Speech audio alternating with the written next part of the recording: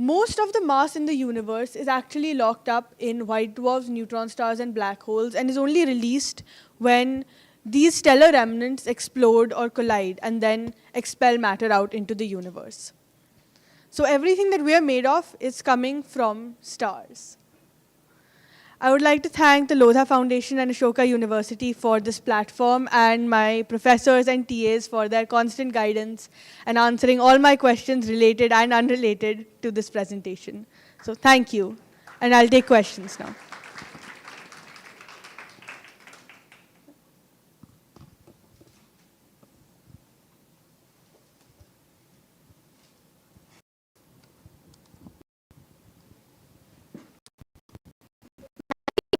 Related, but then in talking about fusion in stars, and you said for fusion to happen, it must go to the temperature must go to around 10 to the power 7 Kelvin. So do you think that will be possible on Earth, because scientists are trying to do that on Earth itself? So will that temperature be possible here, do you think? So what they're doing here on Earth is that they are, for fusion, they're bombarding the particles into each other. And they're trying to reach high temperatures, but they obviously can't become a stellar furnace like the way the stars are. Stars can produce atoms and do fusion on a scale that is not replicable here on Earth, because the amount of money and energy that we would require here would make so few atoms that it's just not economically viable. And one of the few presentations coming up is going to cover that. Any more questions?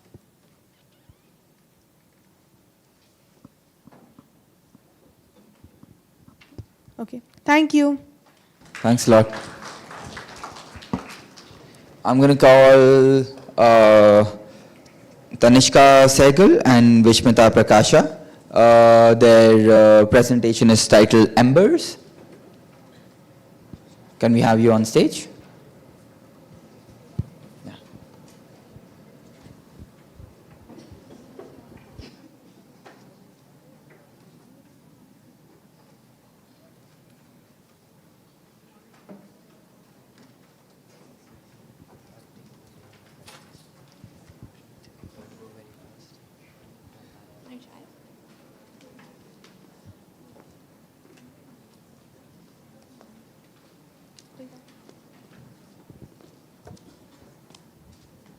Hello.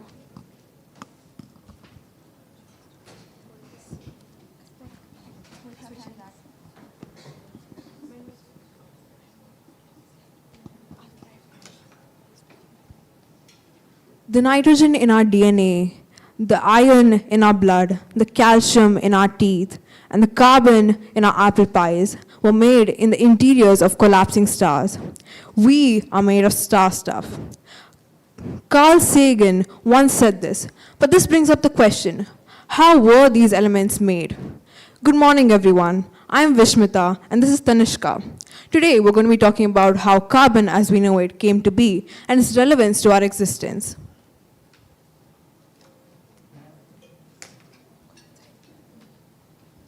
We've all heard of the Big Bang, but what happened after?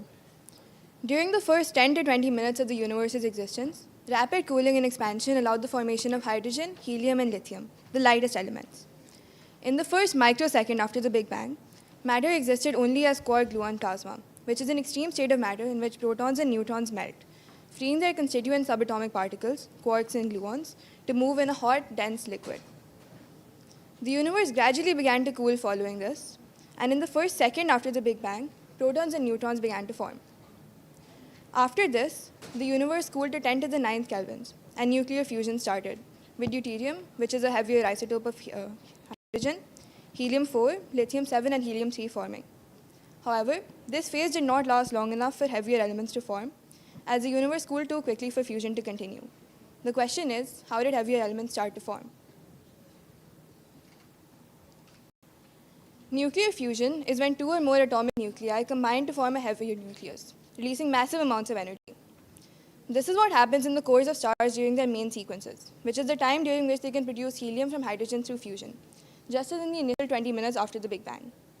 Unlike during this time, however, the temperatures in the cores of stars stay above 10 to the 8th kelvins, which is the minimum temperature for the formation of elements heavier than helium. The main sequence of a star is generally from 10 raised to 9 to 10 raised to 10 years. During this time, fusion occurs constantly, and it doesn't stop at helium. Helium forms carbon, which forms oxygen, then neon, and so on until iron is formed. This is known as stellar fusion, and it is a process which has formed most of the elements present in the universe today. Now let's move on to the formation of carbon. This process is also known as the triple alpha process, wherein the alpha particle consists of 2 protons and 2 neutrons, making it identical to the nucleus of a helium atom. 2 alpha particles combine to make a beryllium atom. A third alpha particle then combines with the beryllium nucleus to form a carbon-12 atom. However, this process should not occur very often because beryllium-8 is a highly unstable isotope. Due to this, beryllium-8 decays approximately 10 to the power minus 16 seconds after it forms. This leaves incredibly small window of time for carbon-12 to form. This problem is known as the beryllium bottleneck.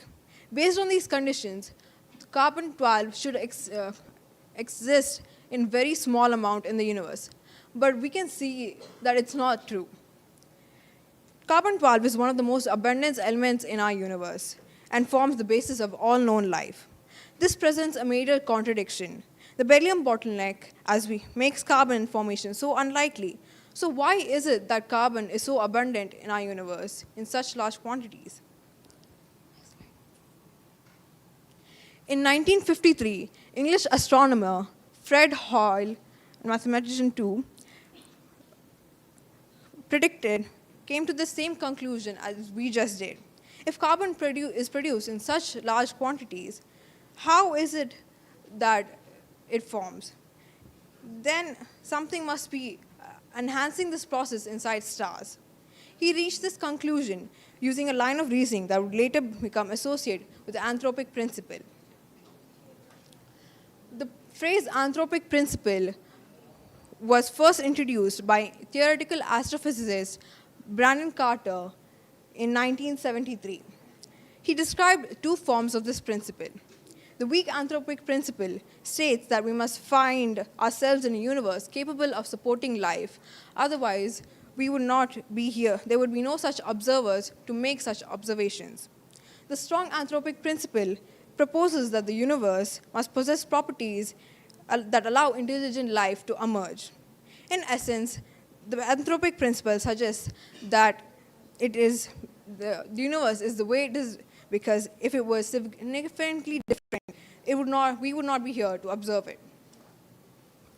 Applying this reasoning, Fred Hoyle calculated that for stars to produce the observed abundance of carbon-12, carbon must possess a highly specific energy level at approximately 7.65 mega-electron volts. If such a state existed, it would act like a cosmic tuning fork. When a third alpha particle collided with beryllium-8, their energies would resonate, greatly increasing the probability of the fusion and extending the interaction just long enough for a stable carbon-12 atom to form. In quantum mechanics, a nucleus cannot have just any amount of energy. It lives on a ladder with fixed rungs. The ground state is the bottom rung. Carbon-12 at its ground state is the carbon found in our bodies, with an excitation energy of 0 mega-electron volts. If you hit the nucleus of an atom with energy, it jumps up to higher rungs and attains an excitation energy. Einstein's famous equation, E equals mc squared, tells us that mass and energy are interchangeable quantities. When you take 3 separate helium-4 nuclei or alpha particles and add up their masses, they equal a specific amount of energy. If you add the mass of a temporary beryllium-8 nucleus to a third helium nucleus, you get a combined energy of exactly 7.366 mega-electron volts. To fuse, the incoming particles must hit a rung on carbon-12's energy ladder that is just slightly higher than this energy. How does this happen? Think of it like a tuning fork. If you sing a random note at a tuning fork, nothing happens. But if you sing the exact frequency of the fork, it starts vibrating loudly. This is resonance. In the core of a star, the energy of the colliding alpha particles is 7.366 mega-electron volts. And because the star is incredibly hot, the particles are moving fast, adding a little bit of kinetic energy to the mix, about 0.29 mega-electron volts total. Adding those together gives us 7.656 MeV, the exact amount that Hoyle predicted. After this, the carbon-12 atom returns to its ground state by releasing 2 gamma-ray photons. Hoyle's genius was in realizing that carbon-12 must have an energy level at exactly 7.65 mega-electron volts. Because the colliding particles have a combined energy that matches with carbon-12's energy level, the probability of them fusing increases by a factor of millions, which is why life as we know it. Decades of scientific history, we have uncovered how carbon was forged in stars and how it is essential for the life on Earth. The same atoms that were formed billions of years ago became part of the beings that were capable of understanding where they came from.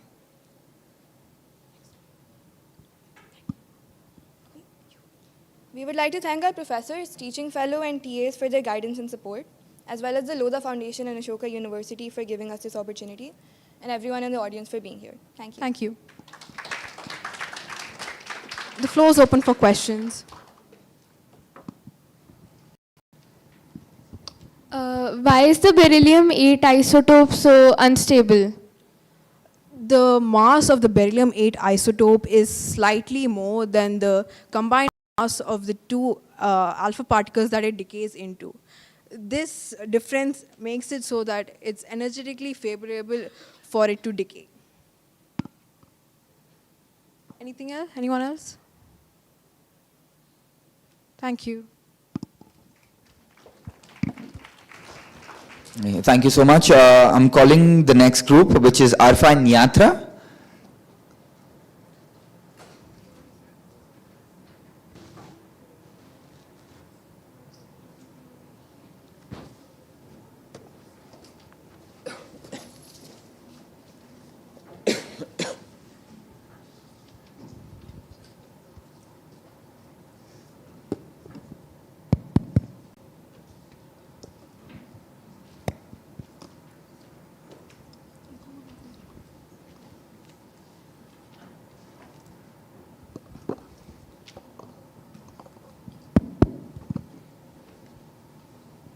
Good morning, everyone. I'm Arfa, And I'm Netra. and today we'll be presenting about the origin of the elements in our body. At night, when we look up at the stars, we often ponder upon how distant they are. Millions and billions of miles away, unreachable to humanity. But what if I told you a part of them is closer than we think? In fact, it's right inside of us. Where do you think the carbon in our cells come from? The iron in our blood or the calcium in our bones? We are stardust, and a part of the cosmos live inside of us. And today, we'll take a dive into how. So the composition of our body consists of about 99% of 6 elements: carbon, oxygen, phosphorus, calcium, iron, and etc. So where did the elements in our body come from? The heavier elements found in our body, such as oxygen, carbon, calcium, and iron, were produced inside stars through nuclear fusion. Massive stars acted as cosmic factories, creating new elements and releasing them into space when they died. These elements later became part of the planets and living organisms. Way back in the beginning, the universe was just a dense soup of quarks and plasma, way too hot to form anything. It was only until 10 raised to minus 6 seconds that the first hydrogen nuclei, which is essentially just a proton, was formed. Now, most of those protons didn't combine with neutrons and instead formed the nucleus of protium, which is the most abundant isotope of hydrogen today and comprises about 99.98% of the hydrogen in the universe today. Now, until 3 minutes of the Big Bang, the universe cooled to about 1 billion Kelvin, which was cool enough for protons and neutrons to collide and thus form deuterium, which is also known as heavy hydrogen.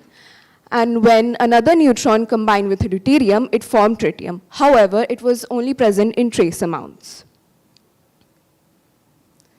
Now, when neutrons and protons collided to form deuterium, high energy photons interacted with it and instantly destroyed.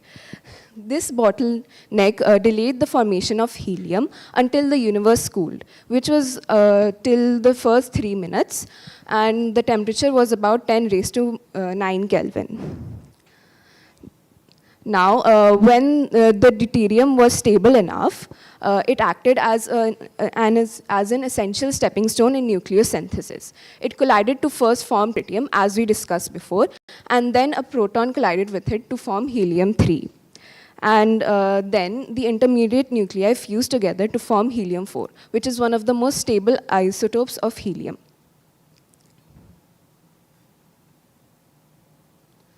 Now, till now, we only discussed about the nuclei.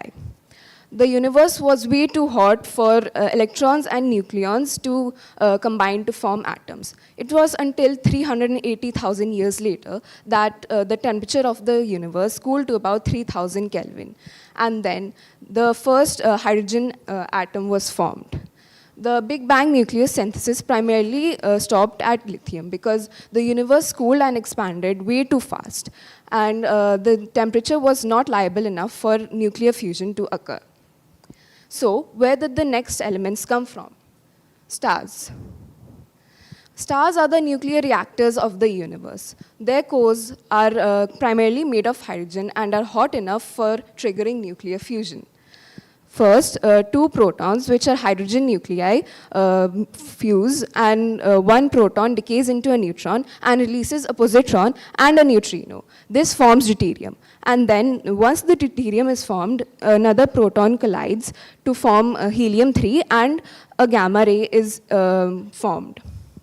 Now, two helium-3 nuclei merge to form a helium-4 nuclei, while also releasing two protons, which may be recycled in the cycle further. Now, this is called the pp chain. So, hydrogen fusion. What happens when hydrogen fuel is exhausted? So, when a star runs out of hydrogen in its core, gravity compresses the core and raises its temperature up to 100 million Kelvin. At this temperature, the helium nuclei begins fusing together. This stage marks the state of helium burning and the production of carbon. So, beryllium-8 and its half-life. So, why is carbon formation difficult? So, two helium nuclei first combine to form beryllium-8. However, beryllium-8 is highly unstable and has an extremely short half-life of about 10-16 seconds. It normally breaks apart almost instantly. Carbon can form only if a third helium nucleus collides with beryllium-8 before it decays. How is oxygen formed? That is oxygen fusion. One carbon is formed. It can capture another helium nucleus and produce oxygen-16. Much of the oxygen-16 found on Earth and in living organisms was created through this process inside stars. What happens during carbon fusion? When the core temperature reaches about 600 million Kelvin, these reactions produce heavier elements such as neon, sodium, and magnesium.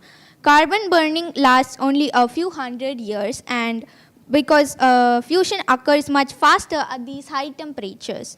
And what happens during neon burning? At temperatures around 1.2 billion Kelvin, gamma rays become energetic enough to break apart nuclei of the neon. This process is called photo disintegration. What happens? I completed this.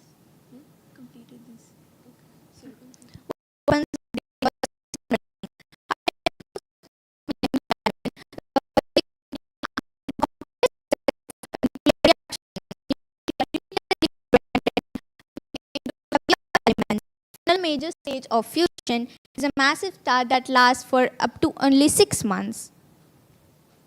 Now, iron is the bottleneck for what can be produced in a star. It is the element with the highest binding energy. And binding energy is the minimum amount of energy required to break apart the nucleus into individual nucleons. So the elements that were formed before iron inside the star underwent exothermic reactions, which means that energy was produced while making them. However, all the elements beyond iron have to undergo endothermic reactions, which means that they require energy and they absorb it. So when the energy requirements cannot be met, the outward pressure cannot counteract gravity and the core collapses in less than a second. Now, low mass stars disintegrate into white dwarfs, as discussed with Zara before, and higher mass stars then go supernova. And while during the supernova, heavier elements like gold, platinum, and uranium are formed. And then, after the supernova, the star either becomes a neutron star or a black hole. So, all the elements in our body were primarily made up till the supernova. Our bodies are a cosmic miracle and a reminder that we are not just living in the universe. We are a part of it, conscious and always trying to understand itself.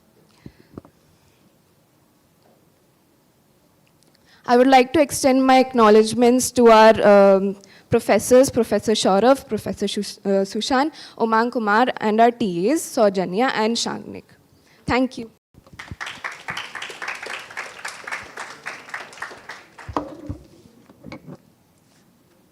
Do we have any questions from the audience?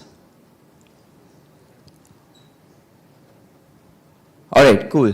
No questions, so we'll move on to the next presentation. I'd like to call Manan Bhatt for the next presentation.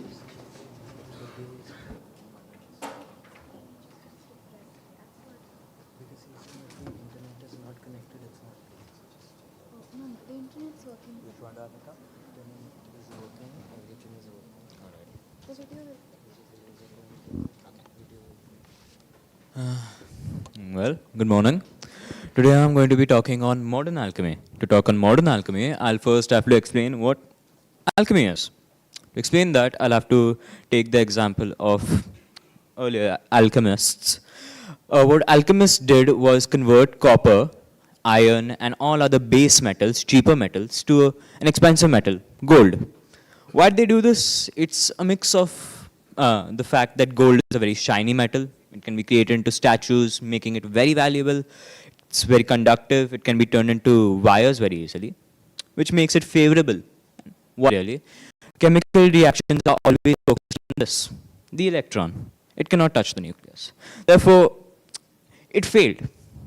So you need to transmute any atom into something else. You need nuclear transmutation.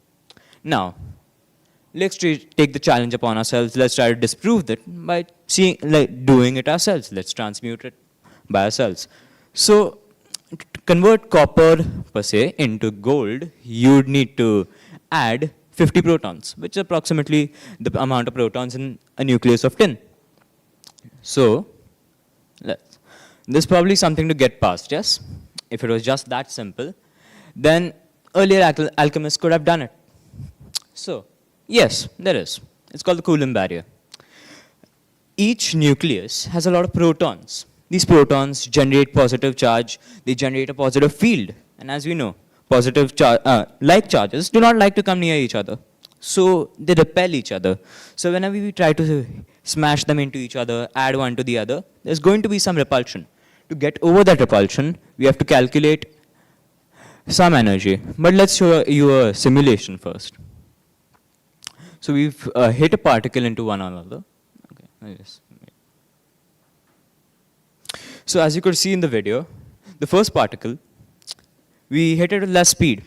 It went, but it got repelled. It changed directions. Now, the second particle, I increased the speed a little bit. We hit it with a lot more energy. That energy allowed it to get past, go into the nucleus. And after it went to the nucleus, it did not come out.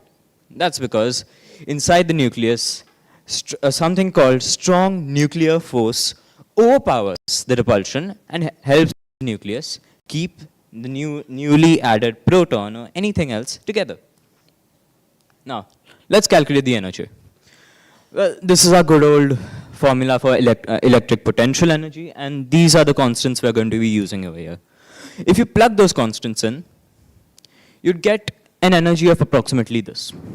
But our system here isn't completely efficient, so it's not exactly going to require that much energy. It's going to require more energy. To calculate that energy, you'd approximately need to use this formula. I'm not going to go too much into that. Now, this you'll get this amount of energy using that formula.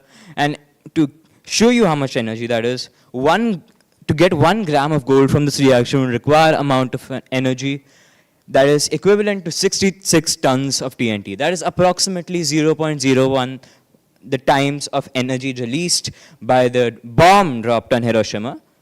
So that's quite a lot. I don't think earlier alchemists were dropping bombs in their laboratories. So we can say that traditional alchemy failed because they didn't have enough energy and they were using chemical reactions rather than nuclear. Well, alchemists couldn't do it. How does nature do it? That's where we get all our current gold from. Well, nature does it through the most extreme and violent processes that it can produce. Supernovae and kilonovae. Now, what is special about these? One fact I'd like to pull out is the amount of neutrons that they have. They have a lot of neutrons. Why is that beneficial? To show why that is beneficial, I'll have to pull this up. The R process. What is the R process? In such extreme environments like supernovae and kilonovae, you have a lot of neutrons. Those neutrons help bombard smaller, lighter nuclei, getting them to heavier and heavier states before they can beat a decay, allowing them to become heavier and heavier elements. To give an example, you can see iron here. It's heavily bombarded, becomes cobalt, it's bombarded again, decays into nickel, heavily bombarded, copper, and so on. So the addition of neutrons, allowing it to decay into heavier and heavier elements, is the main idea. That's how nature does it. Now, if you see back here, the yield from all of this is very high. A supernova gives around the mass of moon equivalent of gold, and a kilonova gives around 10 to 100 times the mass of Earth itself in an equivalent of gold. So why do we need to make gold? We have a ton of it probably, yeah? According to that slide, you probably have a ton of it. The reason is, these things are very rare. In the Milky Way itself, you have these events occurring approximately once every 100 to 300 years. The Milky Way is very large, by the way. It's around 100,000 light years large. And a kilonova itself, which produces most of our gold, as you could see, happens every 10,000 to 100,000 years. And these do not occur very close to each other. So that basically leaves us with very little gold to actually work with. Now, the main question, how can we make gold, yeah? I propose we use particle accelerators. Now what particle accelerators do is, they get past that earlier Coulomb barrier that I mentioned by taking a particle, smashing it into the other, giving them near enough energy to break the Coulomb barrier. Kind of break. And after they've gotten past the Coulomb barrier, we all know that the strong force takes over, holds the thing together. One proposed method is using platinum. So what we can do with platinum, since it's just 1 proton below gold, we can take and add a proton to it. So simple enough, sounds simple enough. Let's take a proton, accelerate it with the particle accelerator, and then smash it into the platinum atom. The problem with this is, though, the platinum atom isn't exactly easy to hit. If you're trying to shoot a platinum atom with a proton, it's kind of like playing a game of darts, but the dartboard has holes inside of it, and you're also trying to shoot at the moon. That's pretty hard, if you didn't know. Now, also the problem with shooting a natural platinum puck, or a ball of platinum, let's say, is that platinum doesn't exactly come in the isotopes we need.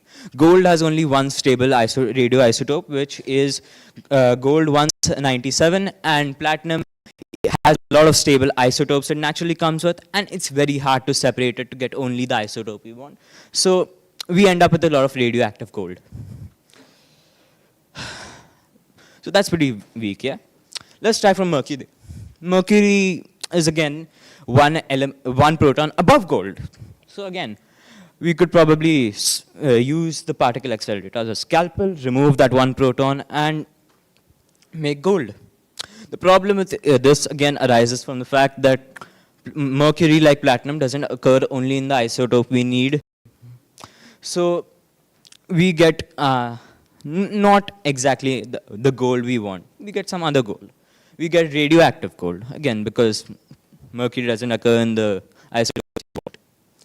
Now, also, the problem with this is, not the problem, but how we do this is we use a process called spallation, which is more of a shotgun method. Earlier, we used a sniper kind of method, take a proton, snipe it into the nucleus of platinum. Over here, what we're doing is shooting many protons, hoping one proton interacts with the mercury nucleus and breaks it apart. The problem with breaking it apart is it produces many byproducts which are unneeded and mostly radioactive. That causes problems. Lead and bismuth are similar to mercury, so I'm not exactly going to be going too much in depth with it. So as we've seen from the previous few slides, it seems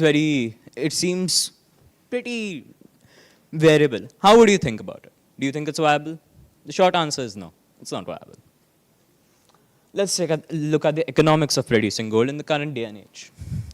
The baseline of gold we're taking is 15 rupees per milligram.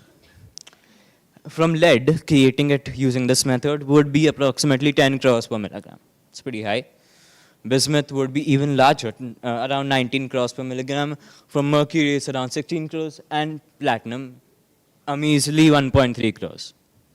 Even platinum, which is smaller than the others, as you can see, is a order of magnitude of 10 raised to 6 larger than our natural just buying it from the market. So again, as we can see through our persistent efforts, gold isn't that easy to create. And right now, the best option we have is to just buy it from the market. Are there any other ways of getting gold? Probably.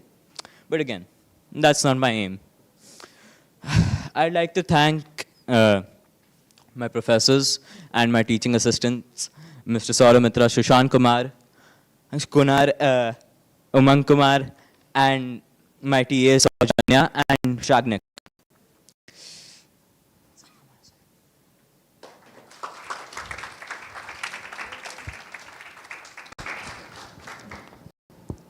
Any questions?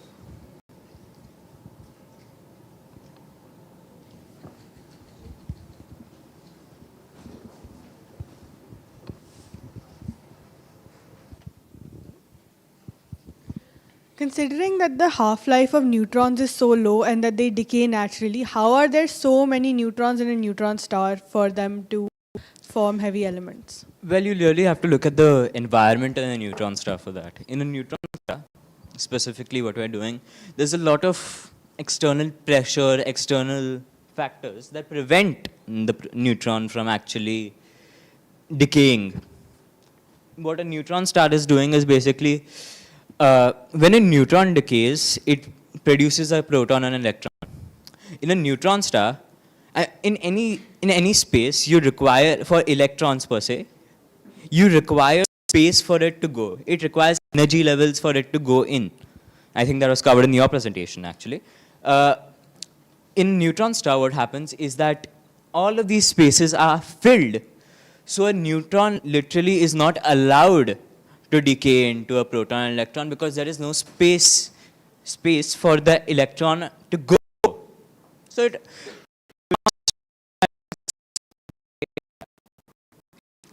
the question?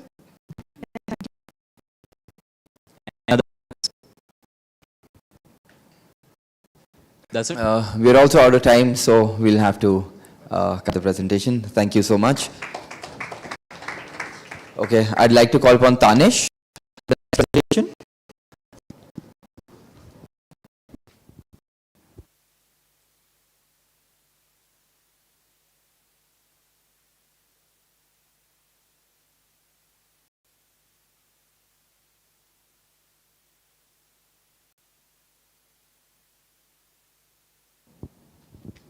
Does this work? It's not at the moment. This works. Pointer doesn't work. All right. So, hello everybody. I am Tanish Kulkarni. I'm part of the Cosmic Alchemy course at LGP this year. I worked on a project of analyzing the pulsar population using a Gaussian mixture model, and I'm going to talk about that today. So to start, let's start off with something basic. What is a pulsar? To understand that, let's briefly recap about the life cycle of a star. All stars start in a star-forming nebula, and they can take two branches based on their mass. If the star is not massive, it follows this branch on this side over here, and that's sort of like our sun, which will end up as a white dwarf, which was covered earlier. But if a star is massive enough, it will eventually evolve into a red supergiant and supernova. And when a supernova occurs, which is when the core of the star collapses under gravity, either the pressure outwards wins or the gravity inwards wins. If the gravity does win, we end up with a black hole. But if matter is ejected and we end up with a dense core of neutrons, that's a neutron star. So the analysis I've done is with neutron stars. So just to recap what I said, a neutron star is a very, very compact stellar remnant. It requires a progenitor mass of 8 solar masses, 8 times the sun, meaning that it is formed from really, really heavy stars. However, a lot of this matter is given out in the supernova explosion, resulting in the mass of the actual neutron star being about 1 to 2 solar masses. The density of the neutron star is what's really, really intriguing, because it has a radius of about 10 kilometers compared to the radius of 10 to the 5 kilometers of our sun, the power of magnitude. So it is really, really dense, with densities of 10 to the 17 to 18. And the composition of the neutron star is mainly neutrons at near nuclear densities, so the nucleus of an atom. Now, what is a radio pulsar? So neutron stars are these really dense objects, but some of them rotate and emit radio waves towards Earth. This is what a radio pulsar is. It's sort of like a neutron star with a magnetic field that is not aligned with its axis of rotation, meaning it sort of extends outwards like a lighthouse light, where if it crosses the line of sight of Earth, we detect it as radio frequencies. What I am referring to here is the time period of a pulsar. The time period of a pulsar is the time required for a pulsar to rotate around its axis once. And every time it rotates once is when we detect the radiation from the pulsar, meaning that its rotation period is something we can measure directly. So now, what is the aim of the GMM analysis I did? If we look over here, this is a plot of the pulsar population on a spin period versus magnetic field plot. I'll discuss a bit more about this later. But this is the plot differentiated by the different kinds of pulsars, the different populations of pulsars. And the idea of this analysis is to statistically deduce the different populations present within this data without any pre-labeling, meaning it's a pure statistical derivation of the breakdown of the population. So I'll just quickly introduce the statistical analysis that I did. There was a data set of 2,865 pulsars from the ATNF catalog as well as the McGill magnetar catalog. And the parameters I considered were the spin period and the magnetic field of the pulsar. Now, both magnetic field and spin period have really, really large varying orders of magnitude, meaning that in a couple of milliseconds, but also pulsars that spin in 10 to 100 seconds, power of magnitude. So it would really be hard to plot this on a linear scale, requiring a log scale. These are the different subpopulations of pulsars, which are predetermined, which we're trying to statistically derive from the data. Now, after plotting the pulsar population in the log scale, we'll end up with the diagram. But right before that, let's look at what a Gaussian is, the Gaussian part of the GMM. If you've seen a 1D normal distribution or bell curve, this is right here. That's like the most basic form of a Gaussian, where it's defined by a mean and then a spread towards both sides, which are the standard deviations of the Gaussian. Now, when we translate this to a two-dimensional plot, that is a one-dimensional plot with the x values and the density, translating it to a two-dimensional plot requires for it to have a mean and a covariance matrix. The covariance matrix determines the tilt of the Gaussian as well as how it's spread. And this is the 1 sigma, 2 sigma, 3 sigma, or standard deviations of the Gaussian. When we do the Gaussian mixture model analysis, it's basically plotting these Gaussians and assigning each point to each one of the Gaussians with a certain probability. This is done by something called the expectation maximization algorithm, which basically computes the probabilities of each point belonging to a certain Gaussian and then plots the Gaussians themselves. But now, why are we using a GMM for this analysis? Well, different neutron star classes are expected to form different populations within the data, and we assume that each population can be approximated as a Gaussian. It turns out that the data is log normal, meaning by certain mathematics, it will be in a Gaussian form. But we assume that for the sake of this analysis.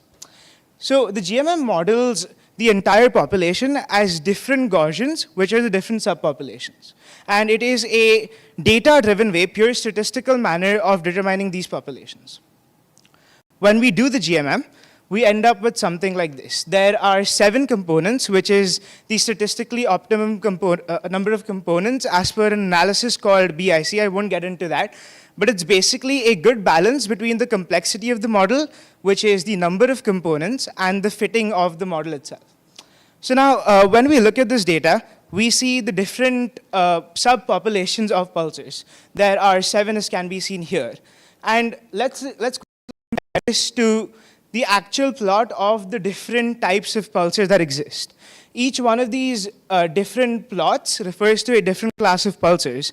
And if you observe, these Gaussians very well fit these physically determined classes of pulsars. And this is the Gaussian statistically determined population. So since these two are very similar, we can conclude through this analysis that the GMM has been successful in understanding what the different populations in the pulsar population, or the different subpopulations of the pulsars are, and it matches what is physically deduced.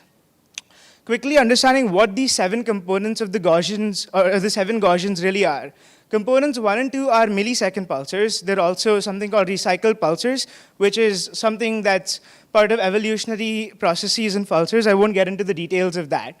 Components 3 to 5 are the normal radio pulsars that are rotation powered, and components 6 and 7 are the pulsars with very high rotation periods, meaning they rotate slowly, and high magnetic fields as well. So in conclusion, I ran a Gaussian mixture model on the population of pulsars in the log P, log B plane, and k equals 7, the number of Gaussians being 7 is the statistically optimal number of Gaussians for this set of data. All 7 components were derived, and they do physically correspond to different populations of pulsars, meaning that through this analysis, I was able to statistically determine all populations that are physically present. And it's basically just the neutron star taxonomy in a fully data-driven, pre-label free manner. These are some of the references that I use for this presentation. I'd like to appreciate my professors, Professor Sushan and Professor Saurav, for their support throughout, as well as Umang sir, who is the teaching fellow, along with my TAs, Shagnik and Saujanya. I'd also like to thank the Lodha Foundation and Ashoka University for making this possible and giving me this platform to present my work. Thank you. Do we have any questions?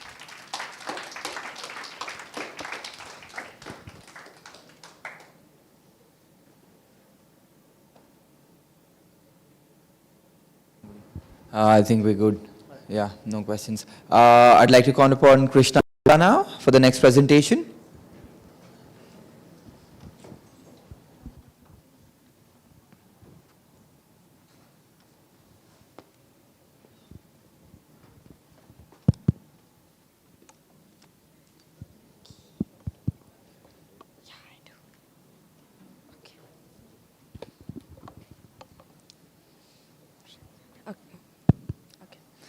So greetings to one and all present here. A few of you might recognize, "Do you plead guilty?" from last year. Well, it's from Felony, which is a sci-fi story presented in the form of a retro role-play game, which the same auditorium played here last year and ended up saving planet Kepler 1507b from its neighboring star Deneb as it entered its supernova phase.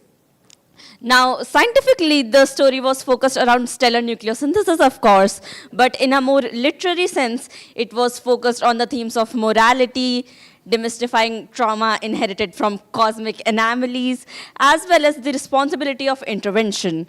And what I realized while working on the story is that these themes are way better explored and experienced when they are in an immersive decision-making model, rather than a unidimensional storytelling model. And the same discussion with my Professor Shushan led to the idea that as science behind the sci-fi stories progresses, so should the medium created to share those stories. Which brings me to the project that I'm presenting today. The Alchemic Archive. Media theorist Marshall McLuhan has argued in his book Medium is the Massage that any piece of information or any story is not separate from the medium that is used to share it. That is, any story or piece of information is highly influenced by the medium that we experience it from. For example, even within the sphere of science fiction, we have seen this through various successful examples. The Carabel space program game works only as a game because the players are able to experiment freely, succeed, fail, and learn orbital mechanics. The SCP Foundation works as an archive and only an archive because it is able to seal in the effect of recovering forbidden materials, and the audience/readers are able to experience and investigate that in real life while exploring the archive. The sheer scale of space and gargantua, as well as the emotional impact of time dilation, could only be justifiably experienced through the masterpiece of a movie that Interstellar is. Through these examples, what we can see is that some similarish science ideas can create very different experiences based on the medium that is used to share them. Now, coming to our dashboard, essentially, instead of being a traditional anthology, this is a digital archive which features every story in two formats. So first of all, we have the normal written novella illustrated version so that all the stories are preserved and accessible in their original format.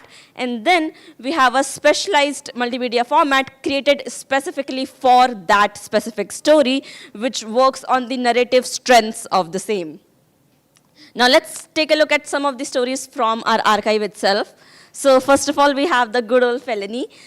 Now, felony is, like I mentioned earlier, centered around the themes of morality and intervention, as well as confronting conformist ideologies.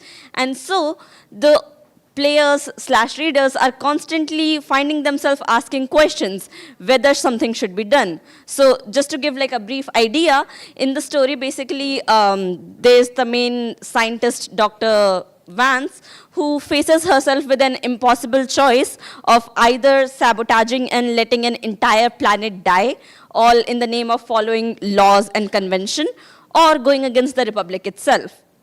So in a story like this, the audience is constantly asking themselves questions like, what should be done? Should the laws be obeyed? Or should you rebel against the Republic itself? And so for a story like this, where decision-making and consequences are so central, it naturally aligned with the game-like format.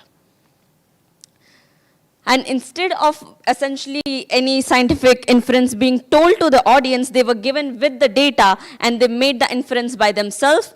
They explored the observatories, they talked to the characters, and became a part of Dorcas's journey. Now, secondly, we have a beautifully written short story, Mission to Mars, by my friend Sadhika, who has been part of LGP since 2024. In this story, what we see is that at a surface, it might seem like a classic interplanetary exploration story, but when you read it, you figure out that its narrative strength is very different. It's focused more on people, and essentially, as you start reading, the audience immediately forms like a strong sense of connection with the characters, and it is highly focused on survival in a situation far away from our own planet home.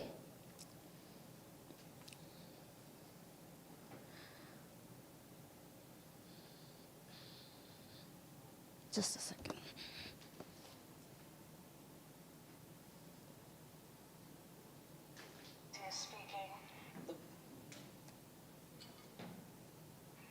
Attention, crew, this is your Captain Odysseus speaking.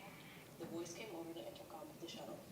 We'll be docking at Outpost Troy in a few minutes, so I want all hands on deck. The crew rushed around, manning the shuttle. Yuvraj floated to his station, hands flying all over the controls as he aligned the shuttle with the Troy space station.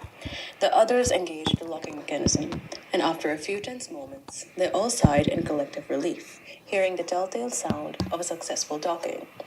Great job, guys. Another successful endeavor by Minerva's crew. Now you all know your tasks. Chief Akshit's crew has already started their work, so you'd best get helping. Now shoo! Yuvraj let out a chuckle at the captain's antics. As his second in command, he was far too used to the others' mischief. He still remembered when, as kids, they had promised each other that they would one day fly a spaceship together, but he could never have imagined that they would be part of the first missions to set up base on Mars. He looked around the shuttle that they had been cooped up in for half a year, and eagerly stepped out onto Troy. Outpost Troy was a large space station, assembled over the course of 30 years through a collaborative effort of over 50 countries.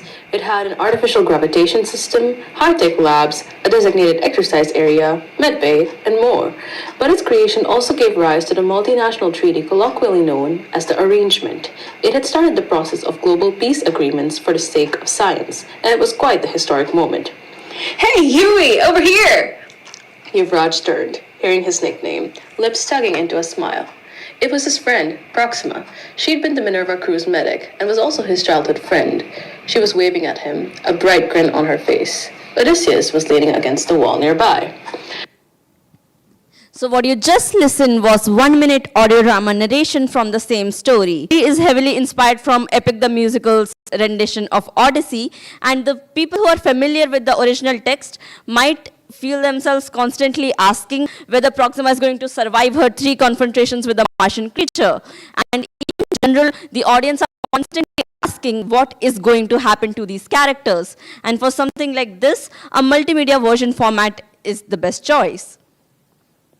Now, next up we have a hypothetical story that might come in future, which let's say is centered around dark energy and the structure formation of early universe. For something like this, literary strengths might be around memory fragmentation or piecing together information to essentially make meaning and sanity. And for something so investigative, a mode like archive would work best, where the readers are able to experience that fragmented nature of story in the format itself. So through these examples, what we can see is a sort of broader framework emerging where the narrative strengths of different stories naturally make them align with a specific sort of medium. So for stories that are, say, more centered on choices, consequences, morality, something like a Est. For stories that are more heavy on immersive atmosphere or emotional depth, a multimedia format with audio, visual, text, etc. would work best. For something that is, say, more reflective in nature, something like a biographic version or a diary entry-like version would work best. And something just pure imaginative, original novella version still works.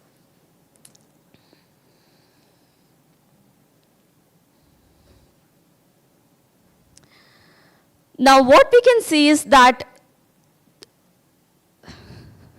just a second.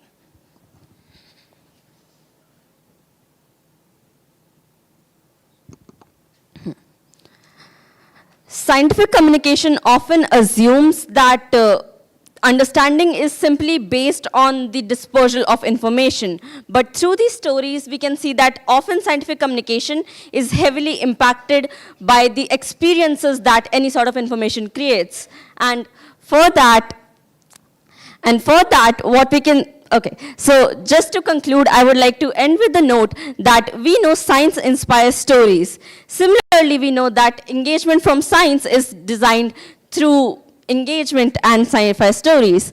And this project is just an attempt to explore that relationship further by treating the medium as a part of the storytelling process, where our main challenge is to figure out which medium is best suited to form the experience that the story was always meant to deliver.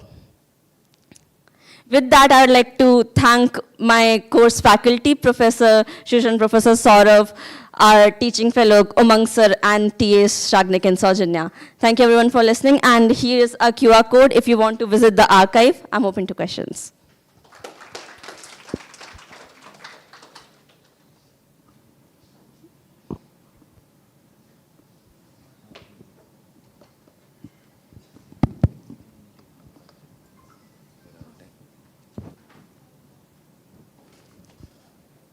Hi. Could you just explain how does it help for the science communication and brief? Right. So I actually wanted to expand more on that, but I was cut short over time. So basically, we, like I said earlier, that scientific communication is often focused on the idea that the way information is shared is essentially the sharing of information designs what we understand from it. But we have seen that the medium of sharing that information and the experience it creates is ultimately more important because it designs what we take away from any piece of information. And so exploring different ideas through stories will give us the ability to form experiences that will best help take away the information that we want to. For example, a person might read stellar nucleosynthesis from a textbook, but felony would help them experience that upfront and what are the consequences of the same. A person might learn about how life is on ISS, but mission to Mars would let them actually experience that life aboard a mission. So, yeah. Thank you. Yeah, we're out of time now, so Okay. we'll be ending the presentation. Thank you you. so much. I'm going to call Manya Atri for the next presentation.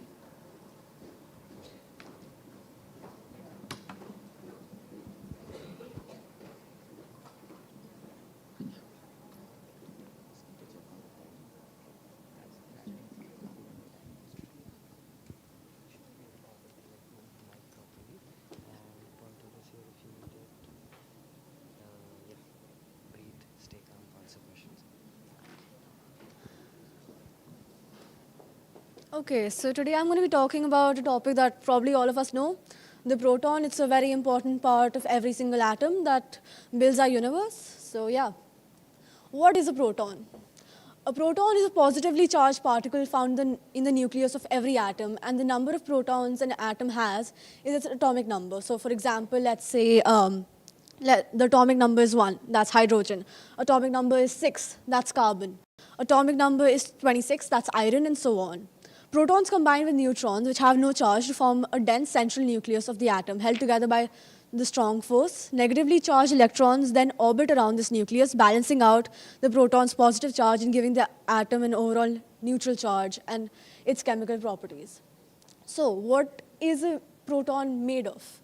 Both protons and neutrons are made of 3 quarks each. A quark is a fundamental particle. As far as we know, there's nothing smaller than that. So they have a fractional charge. So the up quark has a fractional charge of +2/3, and a down quark has a charge of -1/3. So a proton is made of 2 up quarks and 1 down quark, which gives it an overall charge of +1, while a neutron has 1 up quark and 2 down quarks with an overall charge of 0, which is neutral. So how were they made? They were made during the Big Bang. So in the first microsecond of existence, the temperatures exceed 10 trillion degrees, and around approximately 10⁻⁻12 seconds, quarks exist in a dense high-energy particle plasma. And then around 10⁻⁻6 seconds, the universe cools to approximately 2 into 10⁻12 Kelvin. Quarks combine to form protons and neutrons. So this is when protons first come into existence. So the fuel for every star, which is basically fusion. So 4 protons, or H atoms, which is hydrogen, collide at 15 million degrees. 2 transform into neutrons. A helium nucleus is born, releasing energy that lights up the cosmos. So basically, every single star works this way. There are some calculations. This is the equation for what happens. The net mass is 4.57 into 10⁻29 kgs, and using E is equal to mc squared, that gives a total energy of 4.1 into 10⁻12 joules per fusion. Every second, our sun converts 600 million tons of hydrogen into helium. Protons are the fuel. Without them, no star would ever ignite. Yeah. So, as mentioned before by my course mates, this is basically how every single element is made, from hydrogen to helium to carbon, oxygen, and then iron. Elements heavier than iron, like gold and uranium, were forged in supernova explosions and neutron star collisions, then scattered across space to form new stars, planet, and even us. Then approximately there are 7 into 10 raised to power 27 protons currently in your body, which is average for a 70 kg like human being. So obviously you're made from atoms, and every single atom has protons. There are trillions of protons containing molecules that are working together to keep you alive. From the water you drink to the DNA in your cells, protons are everywhere. I think everyone would know this if you've ever had chemistry. This is a hydrocarbon molecule. It's the simplest one. This is methane. It's made of a carbon atom bonded with 4 hydrogen atoms, which are basically protons, and they're sharing electrons. And other than that, water molecules, 2 protons per molecule, and then protons power all of life because they're in every single atom. Even our DNA, which has a double helix structure, which is due to the proton bonds or the hydrogen bonds, which shape every gene because they help replicate. So protons help with medical technologies and thus saving lives. So first and foremost, there is PET, which is medical imaging. A radioactive tracer is injected into a body and emits positrons. Each positron quickly annihilates with an electron, producing 2 gamma rays that travel in opposite directions. So just to clarify, a positron is an electron with a positive charge, so basically the antimatter version of an electron. Detectors surrounding the patient detect both rays and reconstruct the origin, creating a 3D image. Cancer cells absorb more rays and appear brighter on the scan. This is because of cancer rapidly spreading and thus having a higher metabolism. There's just a quick equation. I won't go too into that, but how it's related to protons is just shown over there. So then there's proton therapy as well. So proton therapy uses accelerated protons to destroy cancer cells. Unlike X-rays, protons release most of their energy at a specific depth before stopping. By adjusting the proton energy, doctors can concentrate radiation inside the tumor while minimizing damage to surrounding healthy tissues. This is specifically useful when like a tumor is around a very sensitive organ. Then most people would know this, the LHC, the Large Hadron Collider. So this is in 2012, it helped with us discovering the Higgs boson, which was associated with the Higgs field, which basically gives quarks and electrons their mass. And so this is one of the things that are still a mystery to us. In 2010, physicists measured the proton's radius 2 different ways and got 2 different answers. While one method gave the radius of 0.8768 femtometers, the other method gave 0.84184 femtometers. That's a 4% discrepancy, small in everyday terms, like just 4%, right? But massive for a constant that's supposed to be fixed and universal. It can cause a huge rift in the calculation. Like in calculations, both methods were highly precise, so the gap couldn't simply be dismissed as an experimental error. That's a small graph just to put it into perspective. So, will the proton die? By which I mean, does it have a half-life? Will it decay? And yeah, from theoretical calculations, scientists have predicted that they may have a half-life greater than 10 raised to the power 34 years. And if even a single proton decays, the fate of all of matter is sealed. Right now, the universe is at 1.4 into 10 years. So somewhere down the line, there may be a chance that protons start decaying. Why does this matter for us, right? Every atom in your body was forged in a dying star. Understanding matter is understanding ourselves and our place in the cosmic story. So yeah, thank you. And I would just like to thank my TAs, my professors, the entire team LGP, and also Ashoka University. Thank you. Any questions? Any questions? Yeah?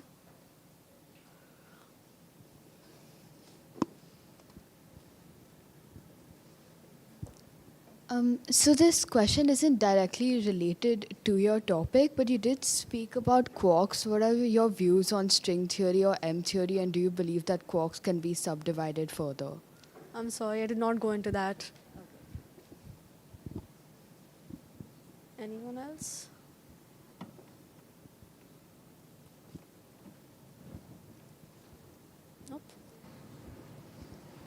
Okay, I think we don't have any more questions. Thank you so much.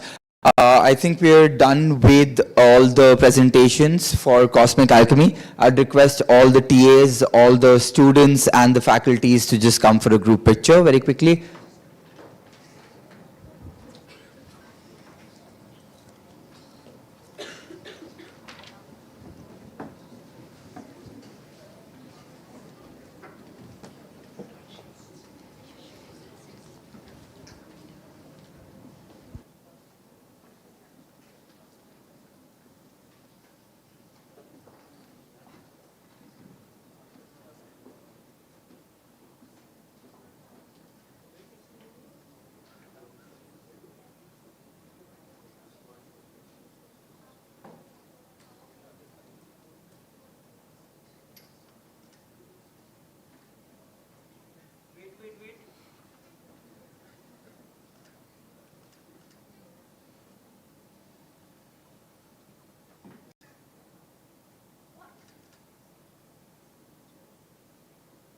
Anshuman, Pranika, Atharva, and Shaurya, please come up on the stage.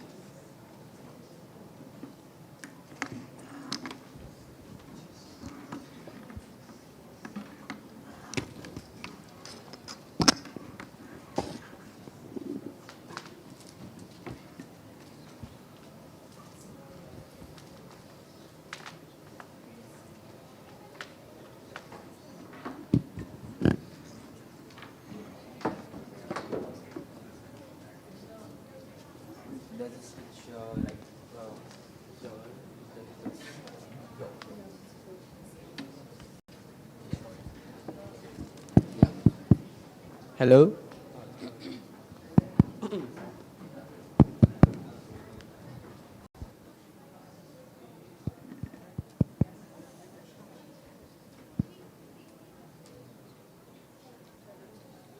Can we start?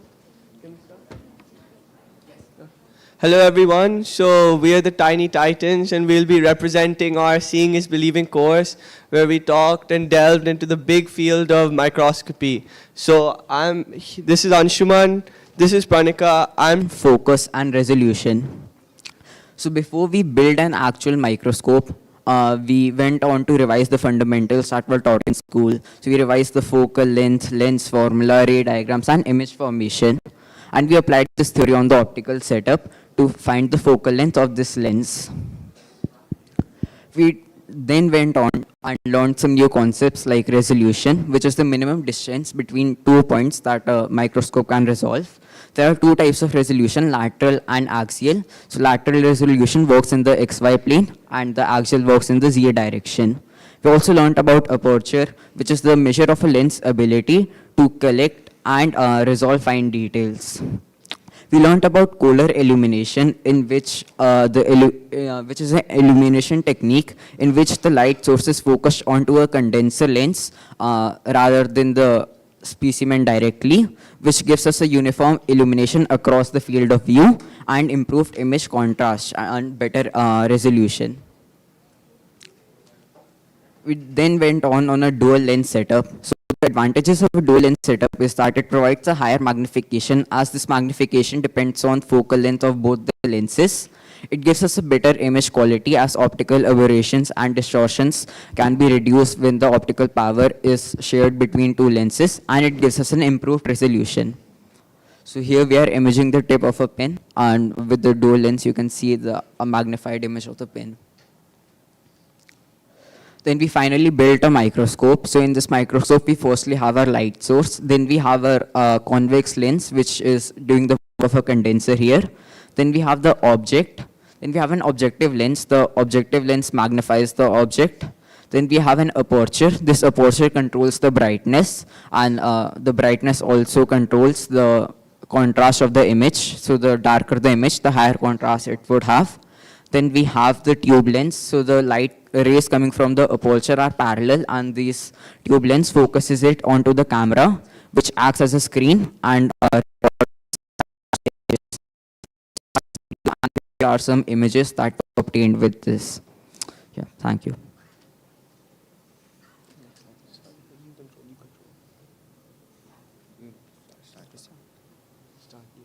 Okay, so I'm going to be talking about what we did in week 2, and this is where we'll talk about fluorescence and confocal microscopy.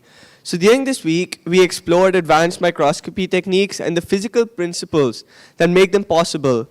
We deeply discussed about fluorescence and confocal microscopy as they've been emerging in recent times. And through both theoretical discussions as well as hands-on experience, we connected concepts from physics, quantum mechanics, and imaging technology to real-world biological applications. And as well, to expand our knowledge, we also were taken on a field trip to Magnus factory in Noida. I'll also be talking about that in detail. So fluorescence microscopy. What is fluorescence microscopy, right? So fluorescence microscopy is a type of microscopy technique that allows us to visualize specific proteins and cellular structures using, by tagging them with fluorophores, such as the green fluoroprotein, also known as the GFP. So when light of a specific wavelength hits these fluorophores, the electrons inside get excited and absorb a photon, which makes them transfer from a low energy state to a high energy state. However, due to the state being really unstable, the electron releases the photon and comes back to its original state. Since some energy is lost during this process, the emitted photon has lower energy and therefore a longer wavelength, which makes it easier to notice and visualize the specimen. Thank you. So now confocal microscopy. So confocal microscopy is an advanced form of fluorescence microscopy which uses a coherent source of light, such as a laser, as well as a pinhole. So now you must be wondering, what is the pinhole? So the pinhole helps to block out of focus light, which improves both contrast and resolution. And unlike conventional microscopy, confocal microscopy can capture images at different depths within a sample, a process called Z-stacking. So these images can then be combined to create a detailed 3D reconstruction of the specimen. So this makes confocal microscopy especially useful for studying complex biological structures with greater clarity. So now why is confocal microscopy better than the usual bright field microscopy, right? So first of all, it produces clearer images with higher resolution and contrast because of the laser. Secondly, because of the pinhole, which is not present in the bright field, it eliminates out-of-focus light, which reduces the image blur. And because of the Z-stack and tiling that we can do, we can enable 3D visualizations of cells and tissues, which makes it easier to observe. Now, the limitations of bright field microscopy. Firstly, it provides lower contrast, especially for transparent samples. These transparent samples can easily be seen under the confocal microscope, and also the bright field microscopy often requires staining to make the structures visible, which can also harm the specimen. So now we also went to Magnus factory, like I said. So over here we saw how these microscope lenses are being manufactured and assembled. We saw how multiple lenses are combined to form an objective lens.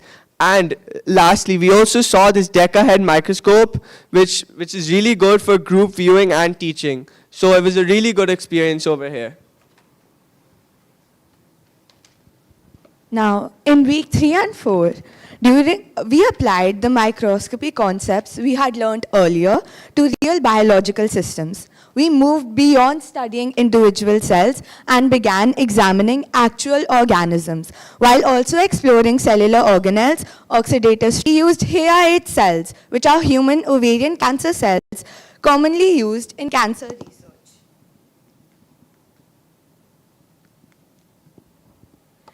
In this experiment, we used fluorescent markers to image different organelles within HeA8 ovarian cancer cells.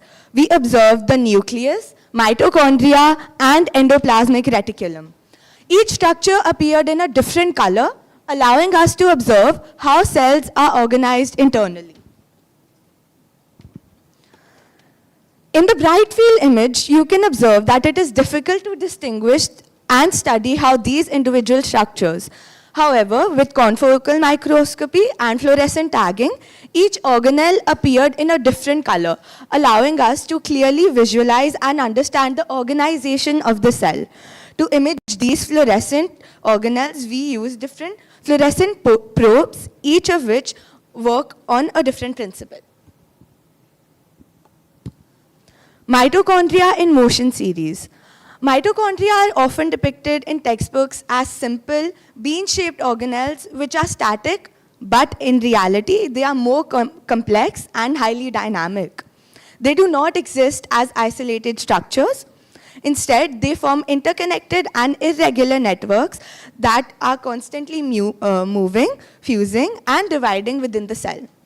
Because of this continuous activity, mitochondria must be observed across time rather than in a single image to fully understand drug, which increases the production of these molecules which are responsible for oxygen inside the cell, and compare them with the untreated cells. As you can see, using fluorescent microscopy, we observe that the treated cells appear much brighter. This increase in brightness indicated higher levels of oxidative stress within the mitochondria, showing how cellular stress can also alter mitochondrial function. Thank you. Okay, so can you guys guess which Pokemon that is? Yeah, you guys are correct. Yeah. So actually, tardigrades are the smallest invertebrates which are known. They can survive in space. They can withstand many kind of environmental changes like extreme temperatures, intense radiation, high pressure, or severe dehydration. They are also known as the water bears. Okay, so this is the bright field image of tardigrades. As they are invisible, you can't clearly see which organelle is it. You guys can't see where is the brain, where is the muscular tissues. You guys can't see it properly, right? We can use fluorescence to signify which organ is which, okay? So here we can see the blue color is the nucleus, and the pink color is the actin, which is actually the muscular tissues of the tardigrade. And here we can see on the right side, we can see a diagram of the tardigrade, which we can see also in the 3D image. Okay, so these are also some fluorescent images of tardigrades. The green color, which is the actin, also the red color, because we used different probes, and the blue color is the nucleus. Okay, so we also used a light sheet microscope for imaging these tardigrades. So what basically light sheet microscope does is it is a technique that uses very thin sheet of layers to illuminate one layer of the tardigrade. And this gives us a really high resolving power, hence gives us a better image. Okay, so these are some time series of tardigrades. On the right side, we can see that there is a light sheet microscope image of tardigrade. We can see that it's moving up and down, right? Yeah. Also, there's another technique which is known as the FRAP. The FRAP, which is also known as fluorescence recovery after photobleaching, is an advanced imaging technique used to study the movement of molecules living inside the cell. Okay, so basically, while imaging some samples, they are usually photo-bleached. So basically, photo-bleaching is when we use high-intensity laser to shine on the image. Okay, so what basically happens here is that the cells, so in this image, you can see the first image, the small one. Yeah, you can see here in the image that we can see high intensity of the laser, but after the photo bleaching, we can see that there's no laser signal in the section. But after some time, we can see that the cell is recovering. Okay, so this is also visible in the.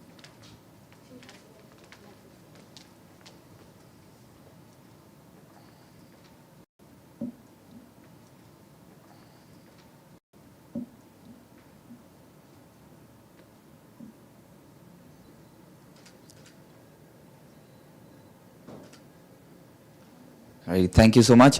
All right, we will now be departing for lunch, and we have to be back here. We'll start the presentations again at 2:15 p.m. So I'm requesting everyone to be back here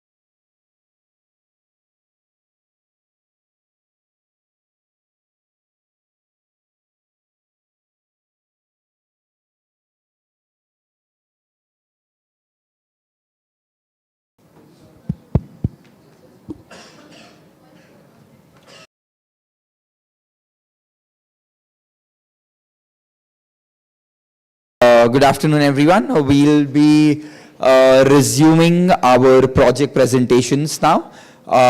So we move on to the presentations for the project A Dive into the Physical World. The first presentation is by Bhairavi and Aisha. So handing over the mic to you. Good afternoon, everyone. I'm Aisha. And I'm Bhairavi. And today we're going to be presenting about our project, which is Schlieren Photography, Seeing the Unseen. The first thing we would like to present to you about is the aims for our experiment.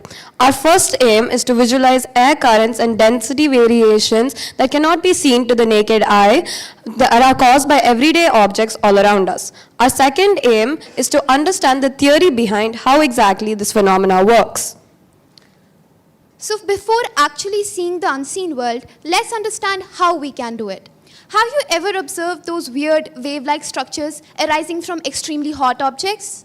That is not smoke or smog. Those are air currents. Not only extremely hot objects, but even you and I and everyday objects like candles, bullets, lighters, etc., even ice produce these air currents. So why are we not able to see them?